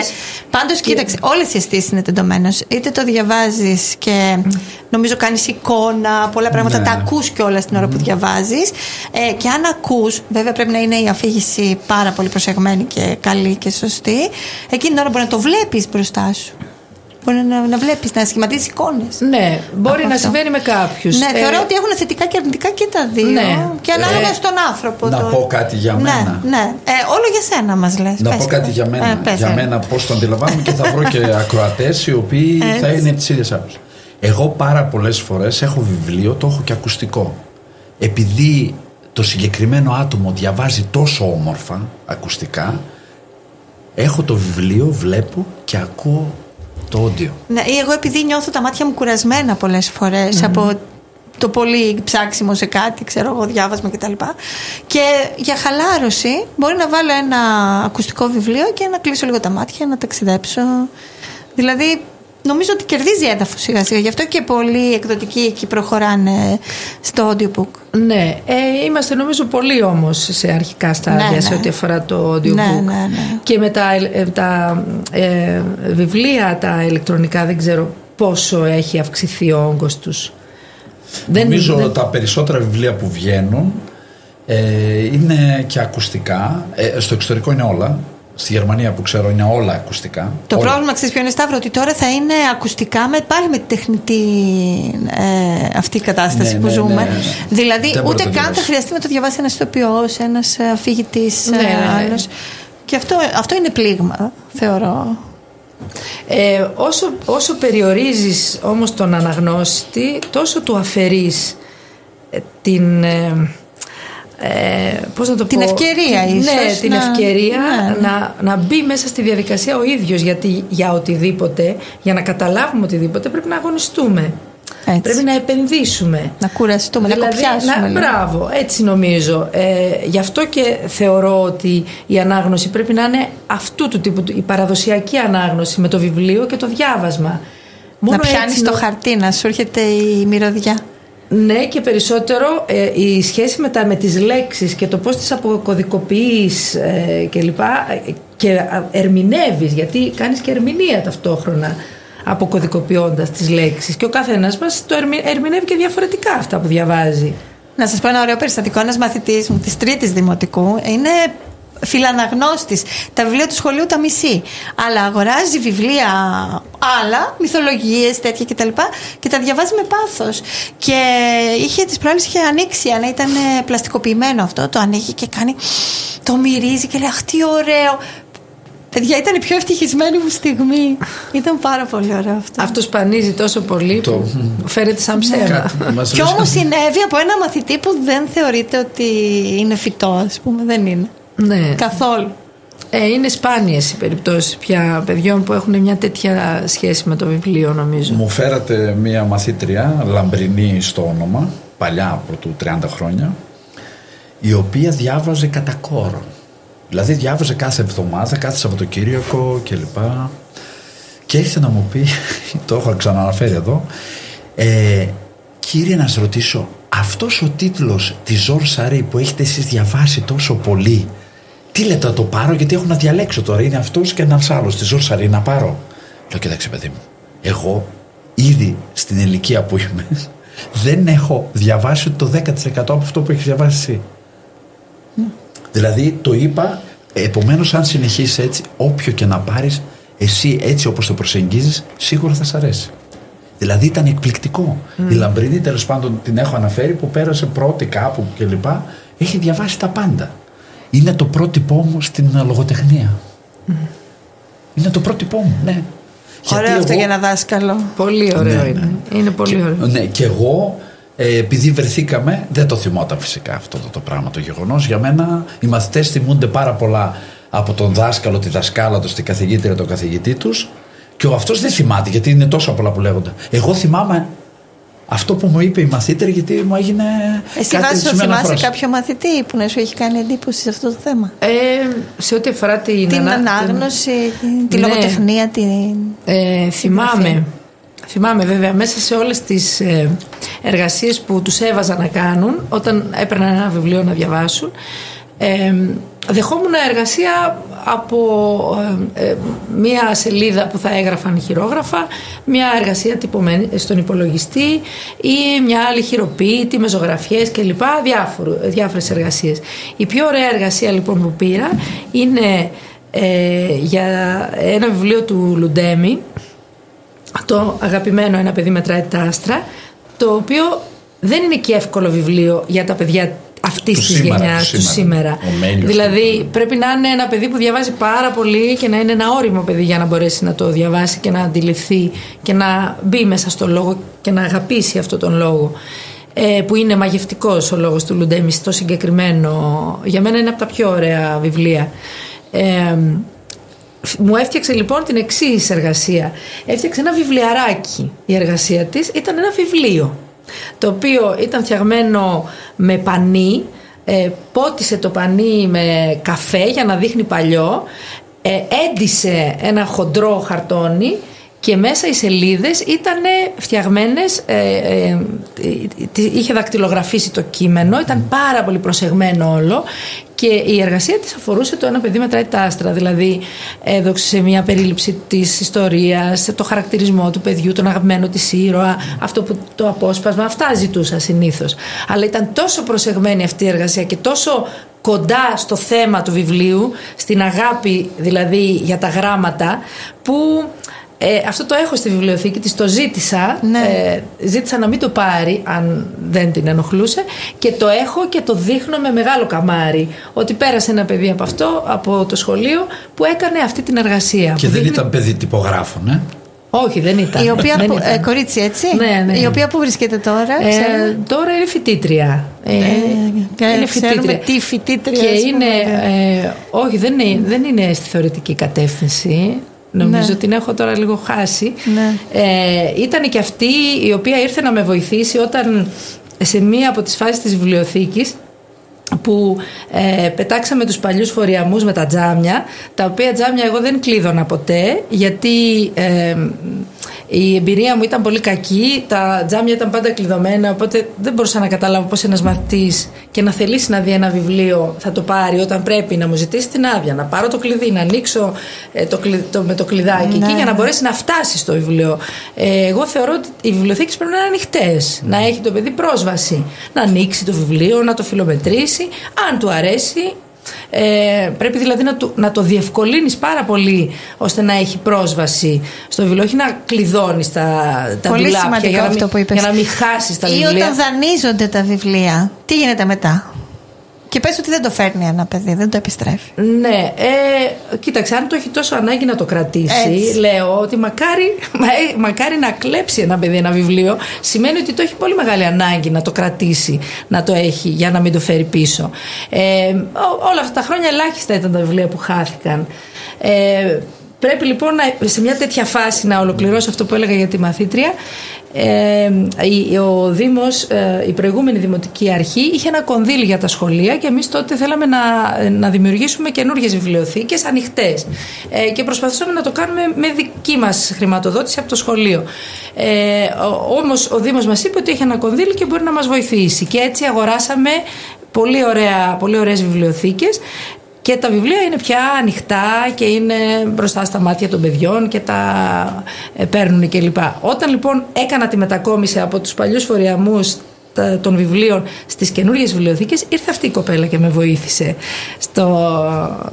στη μετακόμιση, ας πούμε, και το θυμάμαι ακόμα έτσι και συγκινούμε. Να πω και μια άλλη ιδέα. Ναι. Σε πάγκο μεγάλο, όλα τα βιβλία πεταμένα και βλέπεις όλα το μπροστόφυλλο, το εξώφυλλο, τα βλέπεις σχεδόν σε όλα. Και γίνεται ένας χαμός. Έτσι είναι τα βιβλία σε ένα μέρος της βιβλιοθήκης στο Σκλήθρο. Τα έχω αφήσει έτσι. Πάρα πολύ ωραία. Γιατί στην αρχή τα είχαμε πάρει από δώρο και λέω αφήστε τα. Μου αρέσουν πολύ. Γιατί τότε έπαιρναν. Ενώ όταν είναι λεπτό δεν φαίνεται, δεν φαίνεται. Ναι. Εγώ έκανα και το άλλο για να διαφημίζω τα βιβλία. Πρώτα απ' όλα, σε ένα σημείο της βιβλιοθήκης έγραψα από κάτω νέα βιβλία, οπότε τις καινούργιες εκδόσεις που έφερνα τις τοποθετούσα εκεί, ούτως ώστε να βλέπουν τι καινούριο υπάρχει. Όπως γίνεται και στα βιβλιοπωλεία που βγάζουν τις καινούργιες εκδόσεις και τις έχουν σε πρώτη θέαση για να βλέπεις τι είναι καινούριο. Και το δεύτερο που κάνω είναι να κάνω θεματική τοποθέτηση των βιβλίων. Δηλαδή πάνω σε ένα τραπέζι, γιατί έχουμε τραπέζια, είναι και αναγνωστήριο η βιβλιοθήκη, βάζω κάποια βιβλία τα οποία αναφέρονται σε ένα θέμα. Ας πούμε, είναι για τη βία, για τη σχολική βία. Το γράφω στον πίνακα, γιατί έχει και πίνακα η βιβλιοθήκη μέσα, και γράφω στο τραπέζι βιβλία για τη βία και τον εκφοβισμό. Είναι ξεδιαλεγμένα και αφορούν το συγκεκριμένο θέμα. Άλλη φορά μπορεί να είναι για το Δεύτερο Παγκόσμιο Πόλεμο ή να είναι για την 28 Οκτωβρίου.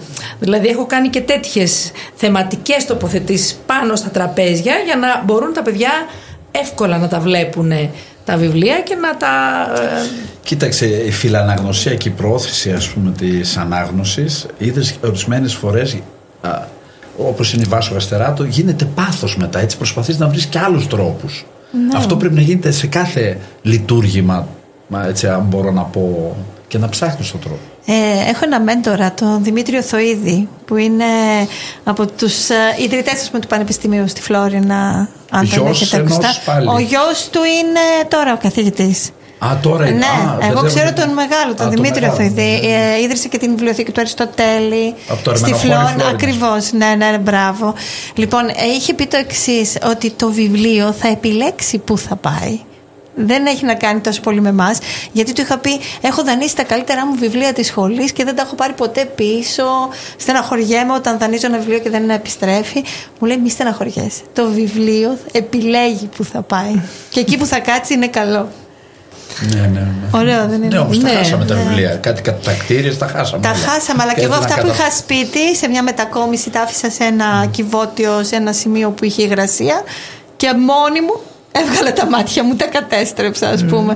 Ενώ αυτά που πιθανόν δεν γύρισαν πίσω σώθηκαν. Έτσι θεωρώ. Βάσο Αστεράτο, η φιλαναγνωσία μπορεί να γίνει μάθημα στη χώρα, πιστεύεις? Χωράει? Να μην είναι έτσι με αυτό το τρέξιμο, ας πούμε, που υφίσταται ο κάθε εκπαιδευτικός που θέλει να το επιστρέψει. Χωράει το μάθημα αυτό να μπει στο αναλυτικό πρόγραμμα, όπως είναι παράδειγμα η ιστορία? Βεβαίως και χωράει. Πρώτα απ' όλα να πω ότι στο γυμνάσιο τουλάχιστον, φαντάζομαι ότι και στο δημοτικό συμβαίνει αυτό, δεν ξέρω ακριβώς πώς είναι οι ώρες, αλλά σε ό,τι αφορά το γυμνάσιο Εμείς έχουμε 2 ώρες λογοτεχνία κάθε εβδομάδα. Εγώ φιλαναγνωσία κάνω αυτές τις 2 ώρες. Επιλέγω κάποιους μήνες μέσα στο χρόνο, συνήθως επιλέγω ένα δίμηνο και κάθε φορά που έχουμε λογοτεχνία έχουμε το βιβλίο και διαβάζουμε από αυτό. Όταν έβαζα τα παιδιά να διαβάζουν στο σπίτι και να κάνουν μια εργασία, αυτές τις ώρες τις αξιοποιούσαμε για να παρουσιάσουν το βιβλίο, να διαφημίσουν το βιβλίο που διάβασαν, να μας πούν αν τους άρεσε, δηλαδή ουσιαστικά να εκθέσουν τον εαυτό τους και να επιχειρηματολογήσουν για το αν ήταν ωραίο, δεν ήταν ωραίο απέναντι στους μαθητές τους. Βαθμολογείται αυτό? Σύμφωνα με το αναλυτικό πρόγραμμα, όχι, δεν βαθμολογείται η φιλαναγνωσία. Δηλαδή, ενώ μας προτρέπουν τα τελευταία χρόνια να διαβάζουμε, δεν μας υποχρεώνουν, μας προτρέπουν να διαβάζουμε. Δηλαδή, θέλω να πω ότι δεν το κάνουν όλοι οι συνάδελφοι αυτό. Έχουμε ένα βιβλίο μέσα στο οποίο έχουμε διάφορα κείμενα λογοτεχνίας νεοελληνικής ως επιτοπλίστων λογοτεχνίας και διαβάζουμε. Είναι αποσπάσματα συνήθως από βιβλία, αλλά νομίζω ότι θα μπορούσαμε να βάλουμε. Εγώ δηλαδή το χωράω μέσα στο πρόγραμμα μου. Διαβάζω λιγότερα από τα άλλα κείμενα, αλλά θεωρώ ότι είναι πολύ πιο σημαντικό να έχουν τα παιδιά διαβάσει, να έχουν την εμπειρία ενός ολόκληρου λογοτεχνικού βιβλίου. Να θυμούνται ποιος είναι ο συγγραφέας, ποιος είναι ο τίτλος, ποιος είναι ο ήρωας. Ενώ όλα τα άλλα τα κείμενα χάνονται πολλές φορές. Λοιπόν, νομίζω φάγαμε 1 ώρα με τη φιλαναγνωσία. Θα πρότεινα στη δεύτερη ώρα να μιλήσουμε για ποίηση. Ναι. Εντάξει. Όλοι μαζί, και οι 3 και οι 4. Και όσοι είμαστε εδώ, και να πούμε τη γνώμη μας. Θα πάμε σε λίγο σε διαφημίσεις και επανερχόμαστε. Νικολέτα Τσοκαρίδου, τι ωραία περνάμε εδώ στο Ledger, δεν περνάμε ωραία? Πάρα πολύ ωραία. Ναι, και στο True Story. Σταύρο Πασπάλη. Λοιπόν, εδώ τώρα θα πάμε στην ποίηση. Είπαμε για τη φιλαναγνωσία, είπαμε και πώς μπορεί να εννοηθεί η ποίηση όταν την αγαπάς? Χρειάζεται το κατάλληλο άτομο να μιλήσει γι' αυτό. Και να σου πω, σε ευχαριστώ για την έκπληξη, γιατί ήθελα να είναι κοντά μας η Μαριανίνα σήμερα και είναι. Καλώς όρισες, Μαριανίνα Βεντούρη. Μας ακούς? Καλώς σας βρήκα. Ευχαριστώ πολύ για την πρόσκληση. Ευχαριστώ που πάντα με θυμάστε, που πάντα με τιμάτε. Σας αγαπάω κι εγώ πάρα πολύ. Και έχεις μια φωνή ιδιαίτερα. Το άκουσμά της είναι αρκετά λυρικό, έτσι, για να πάμε και στην ποίηση. Ευχαριστώ. Έτσι είναι. Αν έτσι νομίζετε. Μαριανίνα, θα σου γνωρίσουμε και μια φιλόλογο, την Βάσο Γαστεράτου, που είναι εδώ από τα μέρη μας, η οποία είναι ενεργή εκπαιδευτικός στη γυμνάσια της Πτολεμαΐδας και έχει ασχοληθεί και αυτή με την ποίηση, οπότε μιλάμε όλοι μαζί. Και για να ξεκινήσουμε, Μαριανίνα, πώς θα ξεκινούσαμε μια συζήτηση για την ποίηση? Δεν ξέρω πώς έχετε, δεν άκουσα την εκπομπή. Για τη φιλαναγνωσία μιλούσαμε, τώρα μπαίνουμε. Η ανάγνωση είναι το πρώτο βήμα. Μπράβο. Σαφώς, δεν γίνεται να γράψω αν δεν έχω διαβάσει. Δεν γίνεται να ασχολούμαι χωρίς να μελετώ. Αυτό το ταξίδι δηλαδή, της μελέτης και της συγγραφής είναι ένα δούνε και λαβίν, το οποίο δεν σταματάει ποτέ. Δεν γίνεται να υπάρξει γραφή της ποίησης, συγγραφή, αν πρώτα δεν υπάρξει ανάγνωση και μελέτη. Πολύ σημαντικό. Ναι, για να μπω κι εγώ στην κουβέντα. Καλησπέρα, Μαριανίνα, και από μένα. Εγώ είμαι η Βάσο, η Γαστεράτου. Καλησπέρα σας. Όταν εγώ διδάσκω στο γυμνάσιο και στη Δευτέρα Γυμνασίου, υπάρχει ένα απόσπασμα από το βιβλίο της Αλκιζέη, η Κωνσταντίνα και οι αράχνες της, μιλώντας λοιπόν για τη ζωή της Αλκιζέη και λοιπά. Την ακούμε κιόλας, τη βλέπουμε σε ένα βιντεάκι που λέει ότι με ρωτάνε πολλές φορές τι πρέπει να κάνω για να γράψω. Και εκείνη απαντάει: 3 πράγματα πρέπει να κάνεις. Να διαβάζεις, να διαβάζεις, να διαβάζεις. Να διαβάζεις, ναι. Ακριβώς. Νομίζω ότι ταιριάζει με αυτό που προανέφερες. Είχαν ρωτήσει και οι μαθητές τότε σε αυτό που θέλουμε να παρουσιάσουμε της Αλκιζέη, αυτό το ανέκδοτο αρχείο ηχητικό. Την είχα ρωτήσει πώς μπορώ να γίνω συγγραφέας, οι μαθητές μας, και λέει: πρέπει να διαβάσεις 1000 τουλάχιστον βιβλία. Και από εκεί άρχισα να αρχίσεις να σκέφτεσαι να γράφεις 1000 βιβλία. Η Μαριανίνα έχει γράψει 2 συλλογές ποιητικές, τον Κατάδεσμο και την Κυκλαδοσύνη. Είναι από τις Κυκλάδες και στην ποίησή της παίρνεις άρωμα και χρώμα Κυκλάδων, Βάσο.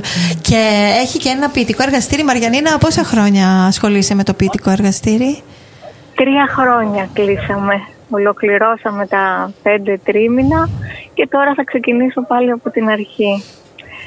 Είμαι πάρα πολύ ευχαριστημένη. Είναι έτοιμοι πάρα πολλοί μαθητές να κάνουν το πρώτο τους εκδοτικό βήμα, να βγάλουν το πρώτο τους ποιητικό βιβλίο, όπου να είναι, θα έχω πολύ ευχάριστα νέα.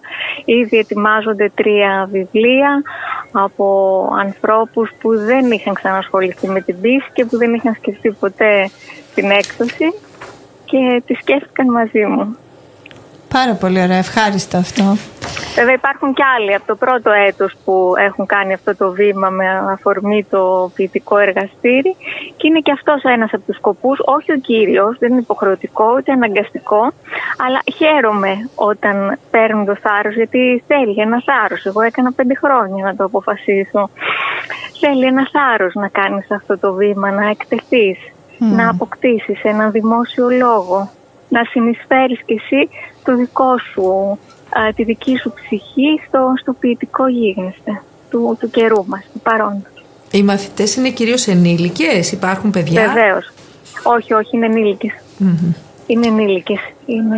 Δεν έχω, δηλαδή παιδιά δεν κάνω ad στο Facebook, γιατί όλοι έχουμε γνωριστεί μέσω Facebook και είναι διαδικτυακό το εργαστήρι.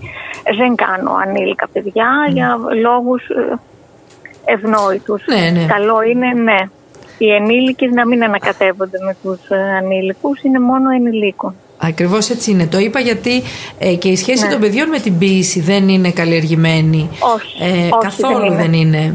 Δεν είναι της μόδας δυστυχώς, και ό,τι δεν είναι της μόδας, τα νέα παιδιά, οι έφηβοι δηλαδή, δεν το ακολουθούν. Πρέπει να γίνει με κάποιο τρόπο της μόδας για να το ακολουθήσουν. Δεν είναι της μόδας, αλλά και δεν καλλιεργείται και μέσα στα σχολεία. Δηλαδή πιο εύκολο είναι να διαβάσουμε ένα πεζό κείμενο με τους μαθητές μας παρά να διαβάσουμε ποιητικό.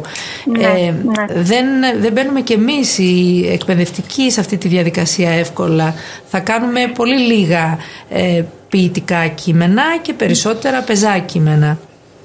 Ναι, καλός ή κακός, το αναγνωστικό κοινό μπορεί πιο εύκολα να ακολουθήσει την αφηγηματική γραφή ενός πεζού έργου, δηλαδή τους χαρακτήρες, του τι κάνουν, τις συγκρούσεις, όλα αυτά, παρά ένα ποίημα που μπορεί να μην είναι και ξεκάθαρο το νόημά του, ανάλογα με τον ποιητή βέβαια. Είναι πιο εύκολο να ταυτιστούμε με έναν ήρωα και να παρακολουθήσουμε τη ζωή του μέσα σε πολλές σελίδες και να μην χαθούμε. Σωστά, είναι πιο εύκολο παρά να το προσλάβει ένα παιδί. Είναι πολύ πιο εύκολο. Και οι μεγάλοι και οι ενήλικες. Ο πυκνός λόγος της ποίησης τους φαίνεται πολύ παράξενος. Θέλει μία παιδεία, θέλει μία προσπάθεια, θέλει χρόνο. Δεν είναι τόσο εύκολο. Να πω εγώ κάτι έτσι, ο ποιητής, επειδή άκουγα παλιά, είναι όντως ψώνιο όπως λένε κάποιοι. Μπράβο Σταύρο, τη μέρα της ποίησης βρήκες να μας το πεις αυτό. Δεν έχεις και λίγο την τρέλα. Λίγο εθεροβάμων μπορεί να είναι. Ίσως να οφείλει και να είναι λίγο εθεροβάμων. Οι εθεροβάμονες όμως διαμόρφωσαν πάρα πολλά πράγματα στην εξέλιξη του ανθρώπου. Αυτοί που θεωρούνταν ότι είναι εκτός πραγματικότητας, όμως έκαναν καλά πράγματα στον κόσμο. Εκεί ήθελα να καταλήξω. Θέλει τόλμη η ποίηση. Ναι. Και η Μαριανίνα έχει μεταφράσει, Βάσο, και αγγλική ποίηση. Και στη διαδικασία της μετάφρασης, Μαριανίνα, θεωρώ ότι δημιουργείς πάλι ποίηση, έτσι δεν είναι? Και πάλι είσαι ποιήτρια εκεί. Φυσικά. Η μετάφραση είναι πρωτογενής δημιουργία και όχι δευτερογενής. Πρέπει να αγαπάς πάρα πολύ αυτό που κάνεις. Πρέπει να έχεις ταυτιστεί τρόποντινά με τον συγγραφέα, τον πρωτότυπο, για να μπορέσεις να αποδώσεις τη δική σου γλώσσα όσο το δυνατόν γίνεται. Το 100% δεν μπορούμε να το πιάσουμε. Άλλοι λένε ότι μπορεί να βγαίνει και ένα 30% ή ένα 50%. Τώρα δεν μπορώ εγώ να το προσδιορίσω με ποσοστό. Πάντως όσο πιο πολύ έχεις ασχοληθεί, όσο πιο πολύ νιώθεις μέσα σου τους στίχους σαν δικού σου, τόσο μεγαλύτερη είναι η πιθανότητα να κάνεις μια καλή απόδοση. Γιατί 100% δεν γίνεται το νερό από το ένα βάζο να μπει στο άλλο. Δηλαδή κάτι θα χαθεί. Κάτι θα χαθεί στη μετάφραση. Παρ' όλα αυτά καλύτερα έτσι παρά καθόλου. Για φανταστείτε να μην μπορούσε κανείς να προσεγγίσει την ξένη ποίηση αν δεν υπήρχε μετάφραση. Θα είχε χάσει ένα πολύ σημαντικό κεφάλαιο. Γιατί πρέπει να ξέρουμε τι γράφουν και οι άλλοι άνθρωποι εκτός των συνόρων. Και πάντα γίνεται από το πρωτότυπο, γιατί υπάρχουν πάρα πολλές γλώσσες οι οποίες είναι σχετικά άγνωστες εμπορικά. Ας πούμε, δεν μπορείς, ας πούμε, να βρεις κάποιον να μεταφράσει ένα τουρκμένο, ας πούμε, ποιητή, αλλά κάποιος άλλος τουρκμένος το έχει κάνει στα αγγλικά, και πάρα πολλές φορές γίνεται να πάρει ο άλλος, να του αρέσει αυτό που έχει δει στα αγγλικά και το παίρνει από τα αγγλικά διότι ξέρει τουρκμένικα, ας πούμε.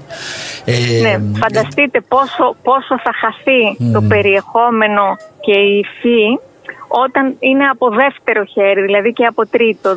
Δηλαδή πάμε πια σε μια προσέγγιση, ας πούμε, πολύ μακρινή, νομίζω, αν μεσολαβήσει και άλλη γλώσσα μεταξύ του δημιουργού και του μεταφραστή.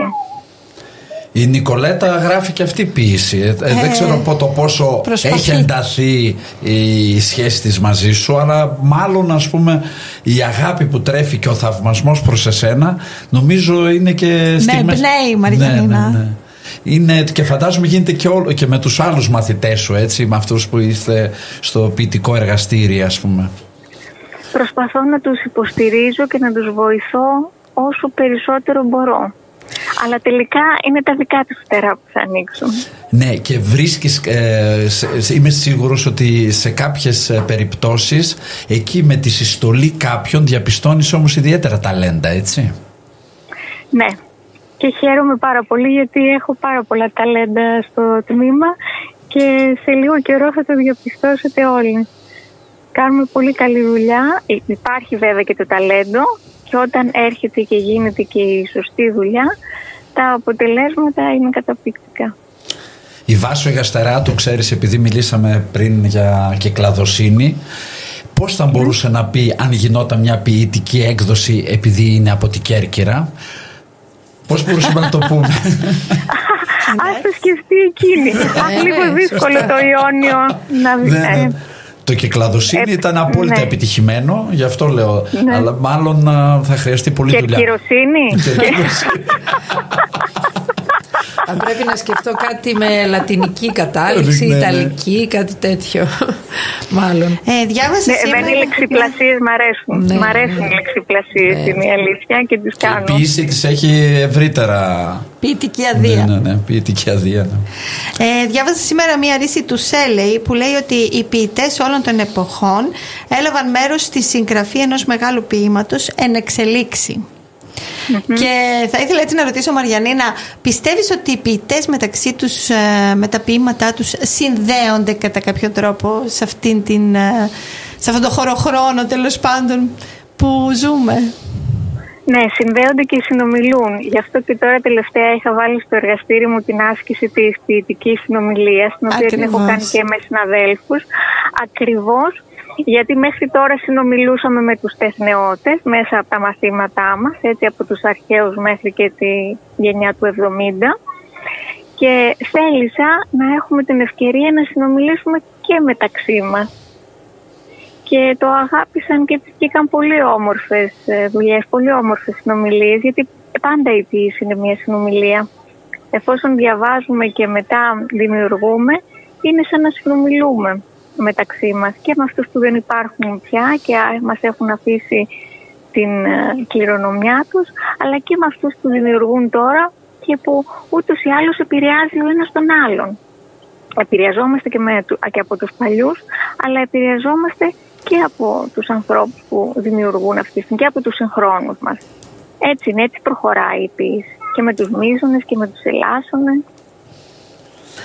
Ναι, για να μπω και εγώ λίγο ξανά στην κουβέντα, εγώ πάντα έχω κατά νου, αγαπάω την ποίηση από παιδί, την ξεχώριζα γιατί θεωρούσα ότι είναι πάρα πολύ δύσκολος ο πυκνός της λόγος. Αυτό δηλαδή εμένα με εντυπωσίαζε πάντοτε, πως με πολύ λίγα λόγια δημιουργείς έναν τεράστιο κόσμο συναισθημάτων. Και όταν μάθεις να το κάνεις αυτό, μετά δεν μπορείς να γράψεις μεγάλα κείμενα. Ναι.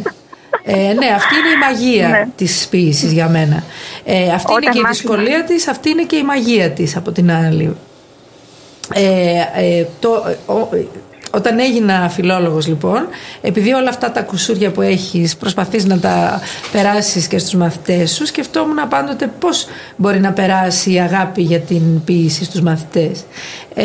Η αλήθεια είναι ότι και με τη φιλαναγνωσία που κάνω και με τις απαιτήσεις που έχει το αναλυτικό πρόγραμμα μένουν πολύ λίγες ώρες για να αφιερώσω στην ποίηση, αλλά το κάνω κάθε χρόνο. Δηλαδή θα εισάγω τους μαθητές στα στοιχεία της παραδοσιακής ποίησης, της σύγχρονης ποίησης, της υπερρεαλιστικής, της δημοτικής ποίησης, και εκεί τους βάζω να δημιουργούν, ίσως και επειδή εγώ αγαπάω πάρα πολύ μαντινάδες, το οποίο πιάνει πάρα πολύ, γιατί υπάρχει αυτή η ομοιοκαταληξία και ο 15σύλλαβος που είναι βοηθητικά στοιχεία για να γράψει ένα παιδί και να φτιάξει με ένα δύστιχο. Και από την άλλη, επειδή λέγαμε πριν για ότι δεν είναι της μόδας η ποίηση, εγώ προσπαθώ να βρω πώς μπορεί να συνδεθεί με τη ζωή των παιδιών, και βρήκα ότι θα μπορούσε να γίνει μέσα από τη ραπ μουσική, γιατί η ραπ μουσική έχει στίχους, η μουσική γενικά έχει στίχους, και αν υπάρχει κάτι κοινό ανάμεσα στη μουσική και στα τραγούδια δηλαδή και την ποίηση, είναι ο στίχος, και κάπως έτσι προσπαθώ να φέρω τον νέο άνθρωπο κοντά στην ποίηση. Δεν ξέρω αν το θεωρείς λίγο ακραίο ή λίγο άτοπο. Περιμένω. Αν ο δάσκαλος έχει αγάπη και θα έλεγα και πάθος για αυτό που κάνει, θα το περάσει και στους άλλους. Είναι σίγουρο αυτό. Ακόμα και σε αυτούς που μπορεί να ήταν και λίγο αρνητικά προδιατεθειμένοι ή τέλος πάντων ουδέτεροι, αν έχει πάθος και το αγαπάει και το προσπαθήσει, θα τα καταφέρει, νομίζω. Και κυρίως αυτές τις ηλικίες είναι πολύ σημαντική. Ναι, δηλαδή καμιά φορά τους λέω κανένα στίχο του Λέξ που μου αρέσει πάρα πολύ και τους κάνει μεγάλη εντύπωση, γιατί είμαι και μεγάλη, δεν είμαι και μικρή δηλαδή. Και εντυπωσιάζονται, κυρία, ακούτε Λέξ? Λέω και βέβαια ακούω Λέξ και μου αρέσει πάρα πολύ. Θεωρείται και αναγκάζεσαι να ακούσει για να μπορείς να συνομιλήσεις και με τα παιδιά, υποθέτω. Πρέπει να μιλήσεις τη γλώσσα τους. Ακριβώς γι' αυτό το λόγο. Δηλαδή μπαίνω σε αυτές τις διαδικασίες και υπάρχουν πράγματα που είναι δικά τους, τα θεωρούν ότι είναι δικά τους, αλλά εγώ μου αρέσουν κιόλας, οπότε προσπαθώ να βρω τέτοια νήματα για να φτάσω κοντά τους και να συνδέσω μετά στη συνέχεια με την ποίηση. Η ομοιοκαταληξία στην ποίηση και η ελεύθερη ποίηση, εδώ εγώ πιστεύω ότι, δηλαδή μου φαίνεται τόσο δύσκολο να υπάρχει ομοιοκαταληξία, θεωρώ ότι κάτι χάνει η ποίηση όταν έχει ομοιοκαταληξία. Εσύ τι πιστεύεις, Μαριανίνα? Όταν κάποιος διαλέξει μία φόρμα συγκεκριμένη που περιέχει ομοιοκαταληξία, π.χ. ένα σονέτ, τέλος πάντων, ή μία μπαλάντα, θα πρέπει να είναι πολύ προσεκτικός ώστε να μην πέσει στην παγίδα της εύκολης ομοιοκαταληξίας, γιατί το τοπίο μας θα καταστραφεί. Πρέπει δηλαδή, αν έχω επιλέξει μία φόρμα ομοιοκαταληξίας, να είμαι πάρα πολύ προσεκτική και προσεκτικός, ώστε οι λέξεις που θα διαλέξω να ομοιοκαταληκτούν να μην μου θυμίζουν κάτι πολύ γνωστό, πολύ συνηθισμένο. Είναι εύκολο. Ούτε και η ελεύθερη ποίηση, βέβαια, επειδή δεν έχει ομοιοκαταληξία, είναι κάτι που μπορεί να κάνουν όλοι. Ο Γεώργιος Σουρής, όταν είχε τον Ρωμιό, ήταν νομίζω και παγκόσμιο φαινόμενο, που έγραφε οτιδήποτε, μόνος τη κρατούσε την εφημερίδα και όλη η εφημερίδα ήταν έμετρη, ας πούμε. Και λέω, αυτός ο άνθρωπος, εμένα μου φαινόταν, πάντα μου φαίνεται για το Σουρί, τον οποίο εμένα μου αρέσει ο Σουρής, είναι πολύ σύγχρονος ο Σουρής. Και εμένα μου αρέσει. Διαχρονικός. Είναι πολύ σύγχρονος, δηλαδή όλα αυτά που γίνει, και δείχνει τις παθογένειες της φυλής τελικά. Και μου έκανε εντύπωση το γεγονός τι μόχθος είναι αυτός, εκτός αν είναι σούπερ ταλέντο και μόνο του βγαίνει, είναι τόσο εσωτερικό που μπορεί να γίνει ο λόγος του πάντα να είναι έμετρος. Και μια εφημερίδα εβδομαδιαία, αν θυμάμαι καλά, ήταν, η οποία την είχε έμετρη. Δηλαδή ήταν απίστευτο για μένα αυτό το πράγμα. Ήταν πολύ... και η εποχή τότε που δεν επέτρεπε κάτι άλλο, έτσι, ότι δεν είχε ανακαλυφθεί ακόμα ο ελεύθερος στίχος. Αλλά μια που φύγει στο θέμα του Σουρί, έκανε μια εξαιρετική σάτυρα, χωρίς όμως να υποπίπτει στη βομολογία. Ναι. Δηλαδή ήταν μια σάτυρα, αλλά ταυτόχρονα είχε και ένα σεβασμό. Γιατί ήμουνα σε ένα σπίτι στη Φλόρινα ενός συγγενούς μου και είδα και είχε σε μια... Λέω, έχεις το Σουρί? Μου λέει ναι. Τον διάβασες? Λέω, ότι βιβλίο έχω στο σπίτι, μια τεράστια βιβλιοθήκη, την έχω διαβάσει. Και λέω, διαβάζει Σουρί? Ο Σουρής, λέει, είναι σημείο αναφοράς σε πάρα πολύ κόσμο. Τον έχω διαβάσει. Βεβαίως είναι και τον έχω διδάξει κι εγώ. Νικολέτα, πες μας. Εγώ θα ήθελα να πω ότι η ποίηση είναι λίγο σαν τη γυναίκα. Δεν χρειάζεται μία παγκόσμια μέρα για να εορτάζεται. Νομίζω ότι καθημερινά εορτάζεται. Κάθε μέρα είναι μέρα ποίησης. Κάθε μέρα είναι μέρα ποίησης. Αυτή τη φράση ήθελα, Μαριανίνα. Σε ευχαριστώ. Και πραγματικά ο ποιητής θεωρείς ότι κερδίζει την αιωνιότητα? Θα αποφασίσει ο χρόνος γι' αυτό. Μπορεί να είναι και ο στόχος του, αλλά δεν μπορεί να κάνει κάτι συγκεκριμένο για να το πετύχει, γιατί θα αποφασίσουν οι αιώνες που έρχονται γι' αυτό. Ο χρόνος θα διαλέξει εκείνος. Δεν μπορούμε να κάνουμε κάτι. Μήπως έχει μέσα του την ανάγκη να κερδίσει την αιωνιότητα, να αφήσει κάτι στο πέρασμά του από αυτή τη γη, να πολεμήσει τη ματαιότητα, να πολεμήσει τη θνητότητα, και γι' αυτό γράφει? Εγώ το έχω νιώσει αυτό μερικές φορές. Ίσως ξεκινάει από την ανάγκη της έκφρασης ή του σχολιασμού. Κάποια στιγμή το σκέφτεται και αυτό, ίσως συνειδητά, καμιά φορά και ασυνείδητα, αλλά ποτέ δεν μπορεί να το ξέρει. Θέλω να σου διαβάσω και ένα ποίημα. Ναι, θέλουμε, ναι, μου το είχες πει, ναι. Θέλετε, ωραία. Ναι, Μαριανίνα. Ωραία, θα διαβάσω ένα το οποίο δεν υπάρχει στις ήδη υπάρχουν στις συλλογές μου, αλλά θα υπάρχει στην επόμενη. Σε παγκόσμια πρώτη, μια που είναι παγκόσμια ημέρα. Ο τίτλος είναι «Πεθαίνω σαν ποίημα». Γεννιέμαι στον τίτλο και μπουσουλώ στην αρχική μου λέξη. Μεγαλώνω στην πρώτη στροφή. Απότομα ενηλικιώνομαι στη δεύτερη.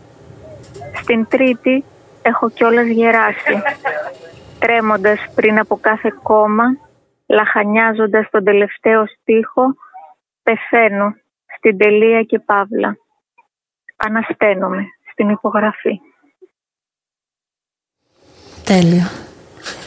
Σε ευχαριστούμε πάρα πολύ. Η ανάγκη να υπάρξει ο ποιητής και μετά το θάνατό του. Νομίζω το τελευταίο στίχος αυτό δεν αναφέρεται. Αυτός, γι' αυτό θέλησα να το πω τώρα, γιατί είναι ένα σχόλιο σε αυτό που προείπε η Νικολέτα, ότι όλοι θα έχουμε την ευκαιρία ίσως να αναστηθούμε τους αιώνες που θα έρθουν μέσα από τους στίχους μας.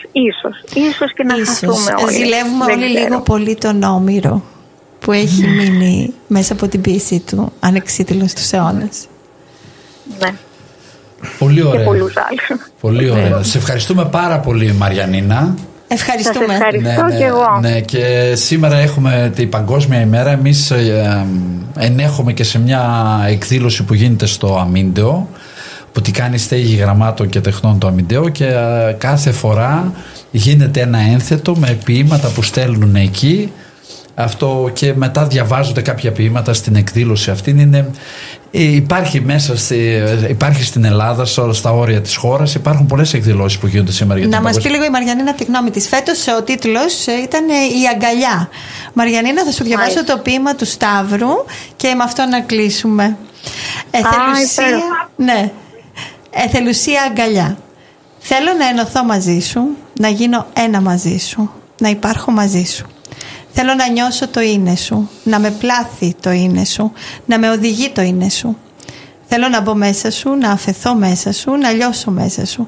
Θέλω να γευτώ το χαμόγελό σου, να λουστώ το χαμόγελό σου, να ζω το χαμόγελό σου. Θέλω να σε αγκαλιάσω. Υπέροχο. Αλήθεια. Υπέροχο, σε ευχαριστώ πάρα πολύ. Και καλή επιτυχία στις εκδηλώσεις σας και στις εκπομπές σας. Αγαπάτε πολύ την ποίηση, αυτό φαίνεται, το εκτιμούμε κι εμείς. Τιμάτε την ποίηση, τιμάτε τους ποιητές, είστε αξιέπαινοι και είστε καταπληκτικοί. Ευχαριστούμε πάρα πολύ, Μαριανίνα, σε θαυμάζουμε πάντα και μόλις έχεις έτοιμη την καινούργια σου ποιητική συλλογή θα θέλαμε να περάσει και από εδώ. Τηλεφωνικά ή ζωντανά, όπως θέλεις. Πολύ ευχαρίστως. Όποτε έχω να πω κάτι καινούργιο θα είστε οι πρώτοι που θα το μαθαίνετε.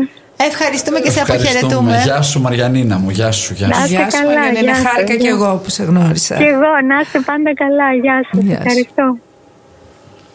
Η Πανελλήνια Ένωση Φιλολόγων ανακοίνωσε για τη σημερινή μέρα 21 Μαρτίου 2025 και για την Παγκόσμια ημέρα της ποίησης. Στο παιδί μου δεν άρεσαν ποτέ τα παραμύθια και του μιλούσανε για δράκους και για το πιστό σκυλί, για τα ταξίδια της Πεντάμορφης και για τον Άγριο Λύκο. Μα στο παιδί δεν άρεσαν ποτέ τα παραμύθια. Τώρα τα βράδια κάθομαι και του μιλώ. Λέω το σκύλο σκύλο, το λύκο λύκο, το σκοτάδι σκοτάδι. Του δείχνω με το χέρι τους κακούς. Του μαθαίνω ονόματα σαν προσευχές. Του τραγουδώ τους νεκρούς μας. Φτάνει πια. Πρέπει να λέμε την αλήθεια στα παιδιά. Μανώλης Αναγνωστάκης, ο στόχος 1970.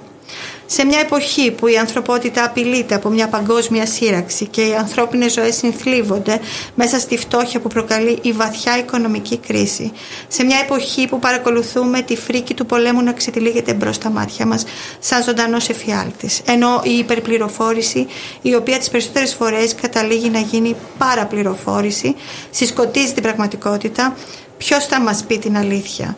Και το κυριότερο, ποιος θα πει την αλήθεια στα παιδιά μας?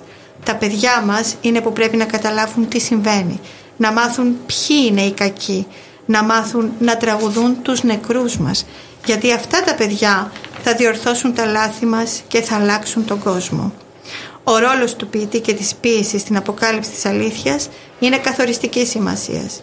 Οι ποιητές θα πούν το σκύλο σκύλο, το λύκο λύκο, το σκοτάδι σκοτάδι. Τώρα είναι η εποχή που χρειαζόμαστε την ποίηση για να μας φανερώσει την αλήθεια, για να μας πει όσα δεν λένε τα δελτία ειδήσεων.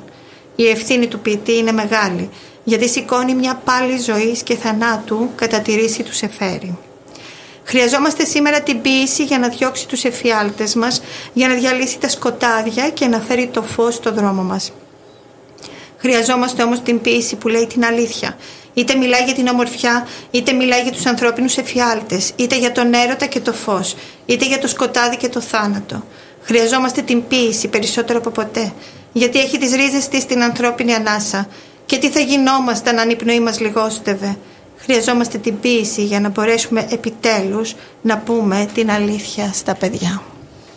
Βάσο Γαστεράτου, τι λες? Συμφωνώ απολύτως ότι πρέπει να λέμε την αλήθεια στα παιδιά και συμφωνώ ότι πρέπει να καλλιεργούμε την κριτική σκέψη των παιδιών ώστε να φτάνουν στην αλήθεια, στην ιστορική αλήθεια, στην αλήθεια της καθημερινότητάς τους και να μην τα γεμίζουμε με ψέματα. Είναι ευθύνη όλων των πνευματικών ανθρώπων να καθοδηγούν τα παιδιά στην αλήθεια. Δεν ξέρω πώς θα το κάνουμε, όμως νομίζω ότι δεν το κάνουμε. Σταύρο. Εγώ θυμήθηκα κάτι που είπε ο Σίγμουντ Φρόιντ. Όπου κι αν με πήγαν οι θεωρίες μου, βρήκα ότι ένας ποιητής ήδη είχε πάει εκεί. Είναι κάτι που με έχει μείνει. Η ποίηση σε σχέση με τον πεζό λόγο έχει μια πρόσθετη ομορφιά, έτσι δεν είναι? Έχει δύναμη. Ναι. Πριν αυτό που διάβασες, Νικολέτα, από τον Μανώλη Αναγνωστάκη, από το Στόχο, θυμήθηκα έναν αγαπημένο, ένα δύστιχο νομίζω από εκεί, που έλεγε για την ποίηση πάλι, οι λέξεις πρέπει να καρφώνονται σαν πρόκες, να μην τις παίρνει ο άνεμος. Μπράβο. Έχουν δύναμη οι λέξεις στην ποίηση, γιατί είναι λίγες. Αυτή είναι και η μαγεία της, αυτό που λέγαμε πριν. Άρα ο ποιητής διαλέγει με πολύ μεγάλη προσοχή τη λέξη που θα χρησιμοποιήσει, τον τρόπο με τον οποίο θα τακτοποιήσει τις λέξεις του. Αν δηλαδή σε ένα κείμενο είναι σημαντικό ο συντάκτης του κειμένου να τακτοποιήσει τις λέξεις με έναν τρόπο για να δώσει το μήνυμα, εδώ είναι ακόμα πιο σημαντικό να τακτοποιήσει τις λέξεις με τέτοιο τρόπο ώστε να μας αναστατώσει και να μας οδηγήσει στην διερεύνηση της αλήθειας. Να μας ξυπνήσει ίσως. Ναι, πολλές φορές κολλάει ένα στίχος με στο μυαλό μας και δεν ξεκολλάει, ενώ δεν παθαίνουμε το ίδιο με ένα πεζό κείμενο. Ναι.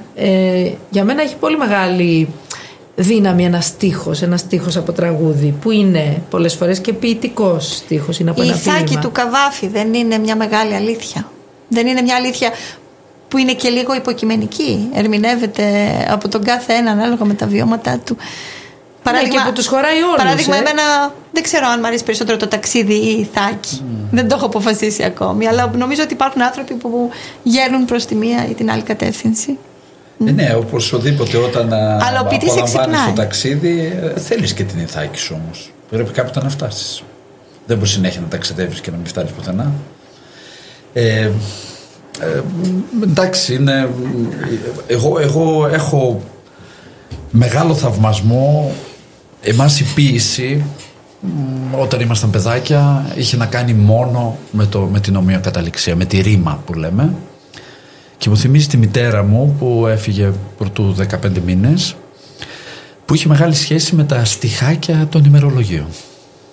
Εκείνη είναι για μένα ο ορισμός της ποίησης αρχικά και της πίεσης. Λοιπόν, πιστεύω ότι, και θέλω να διαβάσεις κάτι, πέρυσι στην ποιητική συλλογή, δεν αισθάνομαι ποιητής κιόλας, πέρυσι στη βραδιά ποίησης ο Στέγη Γραμμάτου και ο Τεχνών Αμυντέου είχε ως θέμα τις αναμνήσεις και ήταν ακριβώς μετά. Και η Νικολέτα πάντα με διαβάζει. Το να με θυμάσαι, ναι. Θα μπορείς. Και σαν ο ασκός του ματιού με το δάκρυ μου γεμίσει, θα κολυμπάς εκεί, από γοργόνα μούσα θα γεννείς. Σαν θρύλος θα μου τραγουδάς, μελωδίες ζωής και μνήμης. Η αγάπη σου σφιχταγκάλιασμα στο αυτί μου ψιθυρίζει. Να με θυμάσαι θα μπορείς. Θα ξεχυλήσει το δάκρυ μου σαν αρμύρα της θάλασσας. Το πρόσωπό μου θα ποτίσει. Και όταν το χαμόγελό σου ζητήσω για να ξαναδώ, θα μου λέει σ' αγαπώ. Λάμψη στα μάτια μου θα φτάσει, το πιο γλυκό χάδι της ζωής. Μητρική ανάμνηση, παντοτινή. Σταύρος Πασπάλης. Όταν το κάναν αναμνήσεις, νόμιζα το κάναν επίτηδες, ας πούμε. Και εντάξει, αυτό είναι ενός τετάρτου. Λυτρώθηκες γράφοντας? Ναι. Βρήκες ένα φάρμακο? Ναι, και θέλω κάποιος άλλος να το διαβάσει. Εγώ δεν μπορώ. Ναι. Καταλαβαίνεις, Βάσο? Ναι, όταν γράφεις, γιατί και εγώ κατά καιρούς έχω γράψει κάποια πράγματα, πολύ λίγα βέβαια. Μία εποχή που επηρεάστηκα αρκετά και έγραψα ήταν όταν έκανα και εγώ, σαν και εσένα Νικολέτα, ένα εργαστήρι δημιουργικής γραφής, και μέσα σε όλα όσα κάναμε δουλέψαμε και διήγημα, δουλέψαμε και παραμύθι. Ίσως από τα πιο δύσκολα κείμενα, να σας πω, για τη δημιουργική γραφή μου φάνηκε το παραμύθι. Ενώ θεωρούμε ότι είναι ένα κείμενο που βγαίνει εύκολα, έχει απλό λόγο κλπ. Με δυσκόλεψε πιο πολύ από όλα. Να, είναι δύσκολο, είδες. Ναι, πολύ δύσκολο μου φάνηκε να μιλήσεις απλά. Γιατί τελικά δεν είναι εύκολο να μιλάς απλά. Ναι. Έτσι, να θυμηθώ και έναν στίχο του Σεφέρη. Έτσι, δεν θέλω τίποτα άλλο παρά να μιλήσω απλά, έλεγε, να μου δοθεί αυτή η χάρη. Δεν είναι εύκολο να μιλάς απλά. Και γιατί γενικότερα μιλάμε πολύ, φλιαρούμε κλπ. Απλά σημαίνει να ξεχωρίζεις τις λέξεις και να κρατάς αυτές που βγάζουν την ουσία και να διώχνεις τα περιττά. Όταν λοιπόν είχα γράψει και εγώ τότε σε αυτό το εργαστήρι δημιουργικής γραφής, είχαμε κάνει και ποίηση. Είχαμε κάνει, τώρα θυμήθηκα που είπε η Μαριανίνα, σονέτο, είχαμε κάνει χαϊκού. Βέβαια, ναι. Εκεί λοιπόν, όταν κάτω από την επιρροή του συγκεκριμένου σεμιναρίου, εγώ μόνη μου στο σπίτι, στη συνέχεια έρχονταν έτσι κάποιες ιδέες και καθόμουν και έγραφα. Αισθανόμουν πολύ μεγάλη χαρά. Όχι γιατί θεωρούσα ότι μπορώ να γίνω ποιήτρια, αν είναι δυνατόν, αλλά επειδή αισθανόμουν ότι μπορώ να ταιριάξω τις λέξεις με έναν τρόπο που βγαίνει κάτι όμορφο. Αυτό ήταν πολύ μεγάλη χαρά για μένα. Αυτό δεν είναι ποίηση? Για μένα ήτανε, αλλά αυτό δεν θεωρώ ότι μπορεί ίσως να άρεσε και σε φοβόμαστε καμιά φορά να ονομάσουμε τους εαυτούς μας ποιητές, ενώ είμαστε όλοι λίγο πολύ ποιητές. Όλοι οι άνθρωποι έχουν στο σιρτάρι τους κάποια ποιηματάκια καταχωνιασμένα. Με την έννοια της δημιουργίας εννοείς, ποίηση, δημιουργία. Και με την έννοια της έκφρασης, της εκτόνωσης και της ανάγκης του ανθρώπου να βρει ένα φάρμακο στον πόνο της ψυχής. Γιατί νομίζω και ο Χριστιανόπουλος κάπου το λέει ότι τα δάκρυα φέρνουν τα ποίηματα. Δηλαδή κάπως πρέπει να νιώσεις δυνατά για να γράψεις, έτσι. Εσένα σε όθησε το σεμινάριο, σου έδωσε την όθηση. Έτσι νομίζω, δηλαδή και πριν που άκουγα τη Μαριανίνα και έλεγες και εσύ, θεωρώ ότι οι άνθρωποι που μπαίνουν σε τέτοια σεμινάρια βρίσκονται σε μια φάση, καλλιεργείται αυτή η ιδέα ότι μπορείς να γράψεις. Βεβαίως διαβάζεις εκείνη την περίοδο αρκετά, διαβάζεις ποίηση, διαβάζεις άλλα κείμενα, άρα ουσιαστικά έχεις πρώτη ύλη αρκετή, γιατί λέγαμε πριν ότι για να γράψεις πρέπει να διαβάσεις. Οπότε τροφοδοτείς τον εαυτό σου με υλικό και κάποια στιγμή οι εμπειρίες σχηματοποιούνται, βγαίνουν με τη μορφή λέξεων και μπορείς να στήσεις κάτι. Εγώ είπες προηγουμένως να μπορώ να μιλήσω απλά. Εγώ πιστεύω στη θετότητα του λόγου είναι που κάνει την ποίηση. Έτσι φαντάζομαι. Δηλαδή δουλεύεις τη γλώσσα. Άρα δουλεύεις τη σύνθεσή της. Άρα δεν είναι καθόλου απλή. Άρα για να κάνεις να παράξεις κάτι. Φαίνεται απλή όμως. Φαίνεται απλή, αλλά δεν είναι. Πρέπει να φαίνεται. Γιατί είναι πυκνός ο λόγος ο ποιητικός. Δηλαδή έχεις λίγες λέξεις, αλλά μέσα με αυτές τις λέξεις πρέπει να πεις πάρα πολλά πράγματα. Ναι, η ποίηση είναι μια αφαιρετική διαδικασία. Ναι, αυτό εννοώ. Αυτό έλεγε και ο Σεφέρης, νομίζω, ότι δεν θέλω τίποτα άλλο παρά να μου δοθεί αυτή η χάρη, να μιλήσω απλά. Αλλά πώς μιλάς απλά?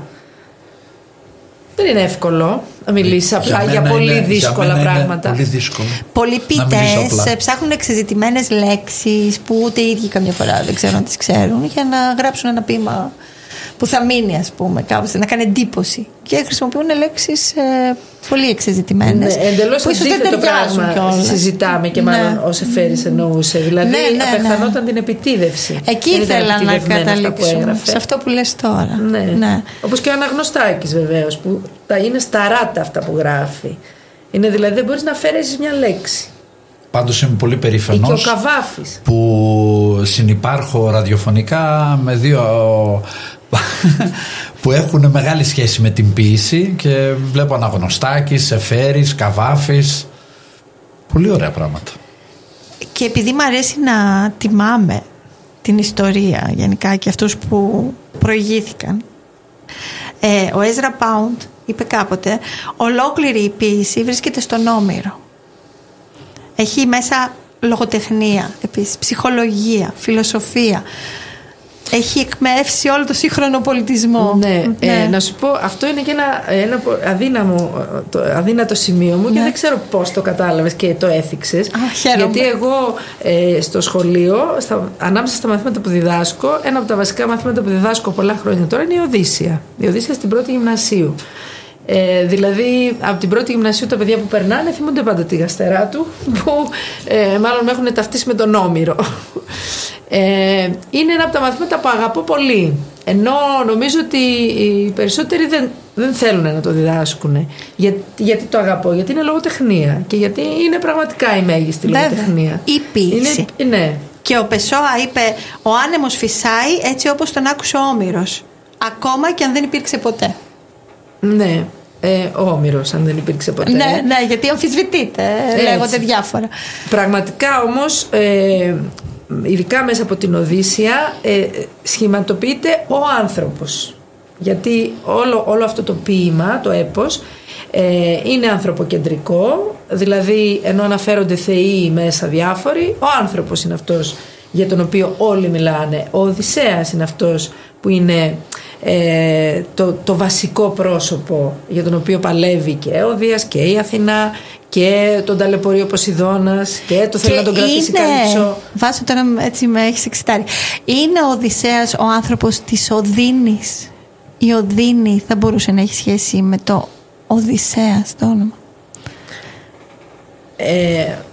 Ετυμολογικά. Το είδα κάπου, δεν δικό μου. Ο άνθρωπος της Οδύνης είναι Οδυσσέας. Είναι πολλά ο άνθρωπος. Δεν είναι μόνο Οδύνη. Βέβαια, ένα από τα βασικά του χαρακτηριστικά είναι τα πάθη που έχει περάσει, οι συμφορές του, μέχρι να καταφέρει να φτάσει μετά από 20 χρόνια στην Ιθάκη του. Είναι πολλά ο Οδυσσέας. Είναι όλα τα βασικά χαρακτηριστικά που θα θέλαμε όλοι να έχουμε. Σήμερα έκανα πάλι Οδύσσια και ακριβώς επειδή ήμασταν στη συνάντηση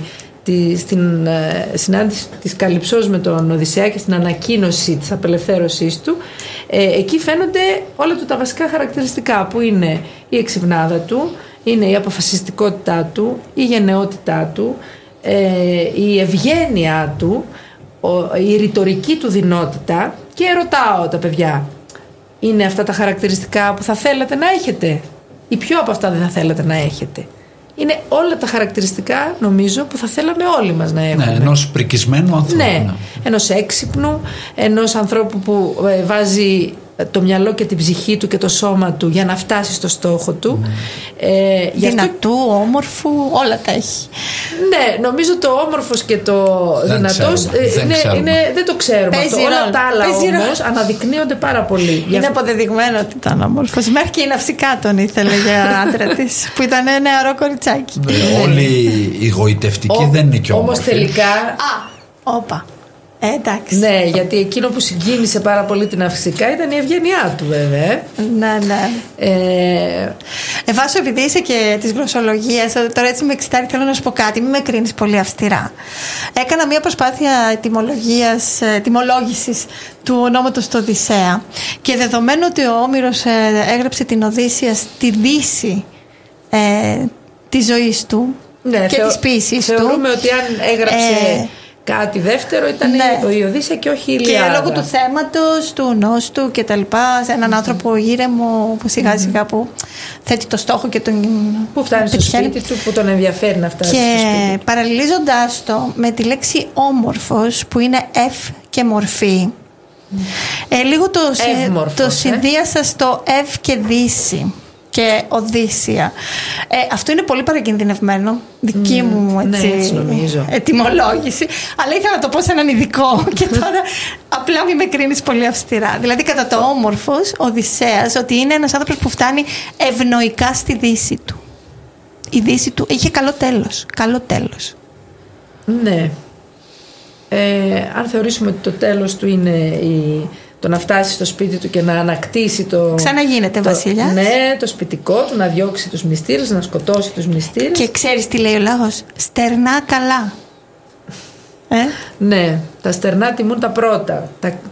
Τα στερνά τιμούν τα πρώτα. Ναι, και εύχονται, ας πούμε, οι μεγάλοι άνθρωποι συνήθως στερνά καλά. Δηλαδή, στο τέλος της ζωής τους να είναι κάπως αξιοπρεπή. Εντάξει, όλα αναιρούνται και όλα υποστηρίζονται. Δηλαδή, το γοργόν και χάριν έχει, κάλλιο αργά παρά ποτέ. Τέλος πάντων, εγώ δεν συμφωνώ τόσο. Η σοφία δηλαδή, τράβηξε τόσα πράγματα για να φτάσει εκεί. Τράβηξε, αλλά και απόλαυσε. Έτσι ακριβώς. Τι απόλαυσε? Τα 7 χρόνια στην Καλύψο. Ναι, ναυσικά, τέλος πάντων. Και ακόμη και ναυσικά δεν είχε κάτι. Εντάξει. Για να πάμε και στο νησί της. Εγώ γι' αυτό σας είπα, τόνισα το όμορφος, γιατί όπου και αν πήγαινε είχε μια καλή απήχηση στις γυναίκες. Ναι. Είχε πέρασε. Ισχύει αυτό. Ο έρωτας είναι ποίηση. Η ποίηση είναι έρωτας. Η ζωή είναι έρωτας και ποίηση. Και για να μην αφήσουμε απ' έξω την αρχαία τραγωδία, μια που είμαστε εδώ, ο Βάσο Γαστεράτου, άλλη μια τεράστια μορφή ποίησης. Η εισαγωγή στην ποίηση. Ναι, η τραγική ποίηση. Μέσα από την ποιητική του Αριστοτέλη και όλα αυτά. Μέσα από τους μεγάλους τραγικούς ποιητές, τον Σοφοκλή, τον Εσχύλο, τον Ευρυπίδη. Ναι, και αυτά περνάνε μέσα από τα σχολεία. Για να σας πω τον πόνο μου και πάλι, τα παιδιά μονίμως αναρωτιούνται για ποιο λόγο πρέπει να διδάσκονται τέτοια μαθήματα.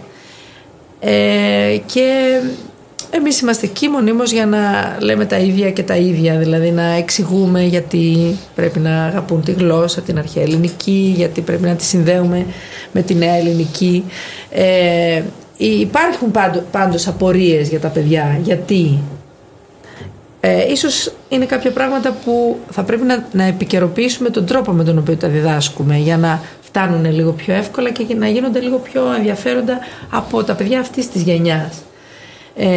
Εγώ αγαπάω τον Όμηρο, αγαπάω και τον Οδυσσέα και προσπαθώ να δείξω στα παιδιά ότι όλοι μας είμαστε μικροί Οδυσσείς. Δηλαδή όλοι έχουμε στη ζωή μας στόχους, όλοι κάνουμε ένα ταξίδι, μια διαδρομή, συναντάμε όλοι περνάμε από τις δυσκολίες, που εδώ μπορεί να φαίνονται τέρατα, κάπως έτσι μας φαίνονται και εμάς εφιαλτικές οι δυσκολίες που περνάμε. Κάνουμε και λάθη, όπως έκανε με τον Πολύφημο. Ακριβώς, κάνουμε λάθη, αναλαμβάνουμε τις ευθύνες μας, τιμωρούμαστε και συνεχίζουμε για να φτάσουμε τελικά στο στόχο μας, να απολαύσουμε. Αλλά η απόλαυση δεν είναι μόνο στο τέλος, έχεις δίκιο, είναι σε όλη τη ζωή. Γιατί πραγματικά απολαμβάνεις όλη τη ζωή. Απολαμβάνει πρώτα απ' όλα την ιστεροφημία που κέρδισε από τον Τροϊκό Πόλεμο. Έτσι, που θεωρείται το λαμπρό μυαλό που οδήγησε τους Αχαιούς. Ιστεροφημία εν ζωή είχε ο Οδυσσέας. Ναι, και σε εμάς, μέχρι εμάς σήμερα, ύστερα από αιώνες που ζει μέσα από την ιστορία αυτή. Άρα κάπως έτσι προσπαθώ να τη διδάξω. Δηλαδή, και έχει και παραμέτρους όμως ως πολυμήχανος, ο οποίος κατέστρεψε ολόκληρο η πόλη. Με την, ναι, και να το δούμε και αυτό. Αν κανείς το βλέπει από την άλλη πλευρά, ναι. Σωστά. Και ίσως και ασεβείς, γιατί γίνανε και έσχοι μέσα στην Τρία. Καταστράφηκαν ναοί, δεν σεβάστηκαν τα ιερά και τα όσια. Με βάση τον Όμηρο όμως. Αυτά η αλήθεια είναι ότι δεν τα πολύ δεν τα συζητάμε, αλλά πραγματικά έτσι είναι, γιατί αν θεωρήσουμε ότι είναι το πρότυπο του ανθρώπου, ο άνθρωπος έχει μια σκοτεινή και μια φωτεινή πλευρά. Επιμένουμε στη φωτεινή και δεν βλέπουμε την σκοτεινή του πλευρά, αλλά είμαστε όλοι ατελείς οι άνθρωποι, άρα εννοείται ότι θα κάνουμε και λάθη και θα κάνουμε και πολλές φορές καταστροφικά λάθη. Έκανα παρατήρηση σήμερα κάνοντας την προετοιμασία για τη σχολική γιορτή και άκουγα τα τραγούδια. Το θέμα του προτύπων, ας πούμε, του τι λέει το τραγούδι αυτό το οποίο λέγεται, όλα αυτά που λέμε, είναι κάτι το οποίο έχει και μια μαύρη πλευρά, ας πούμε. Δηλαδή όχι ότι είσαι θύμα, ότι νικάς πολεμώντας, νικάς σκοτώνοντας. Και ορισμένες φορές αυτά δεν ξέρω. Εγώ θα γίνω Φρόιντ που διάβασα για να μπορέσω να το ερμηνεύσω. Δεν είναι. Και σε προσωπικό επίπεδο ερμηνεύω κάποια πράγματα. Εντάξει, στην Ελλάδα συμβαίνει αυτό το παράδοξο και ταυτόχρονα γοητευτικό, ότι γιορτάζουμε ως εθνικές επετείους της ενάρξης των επαναστάσεων και των αγώνων και όχι τη λήξη. Δεν περιμέναμε τα αποτελέσματα. Που σε καμία περίπτωση νικητές από την αρχή.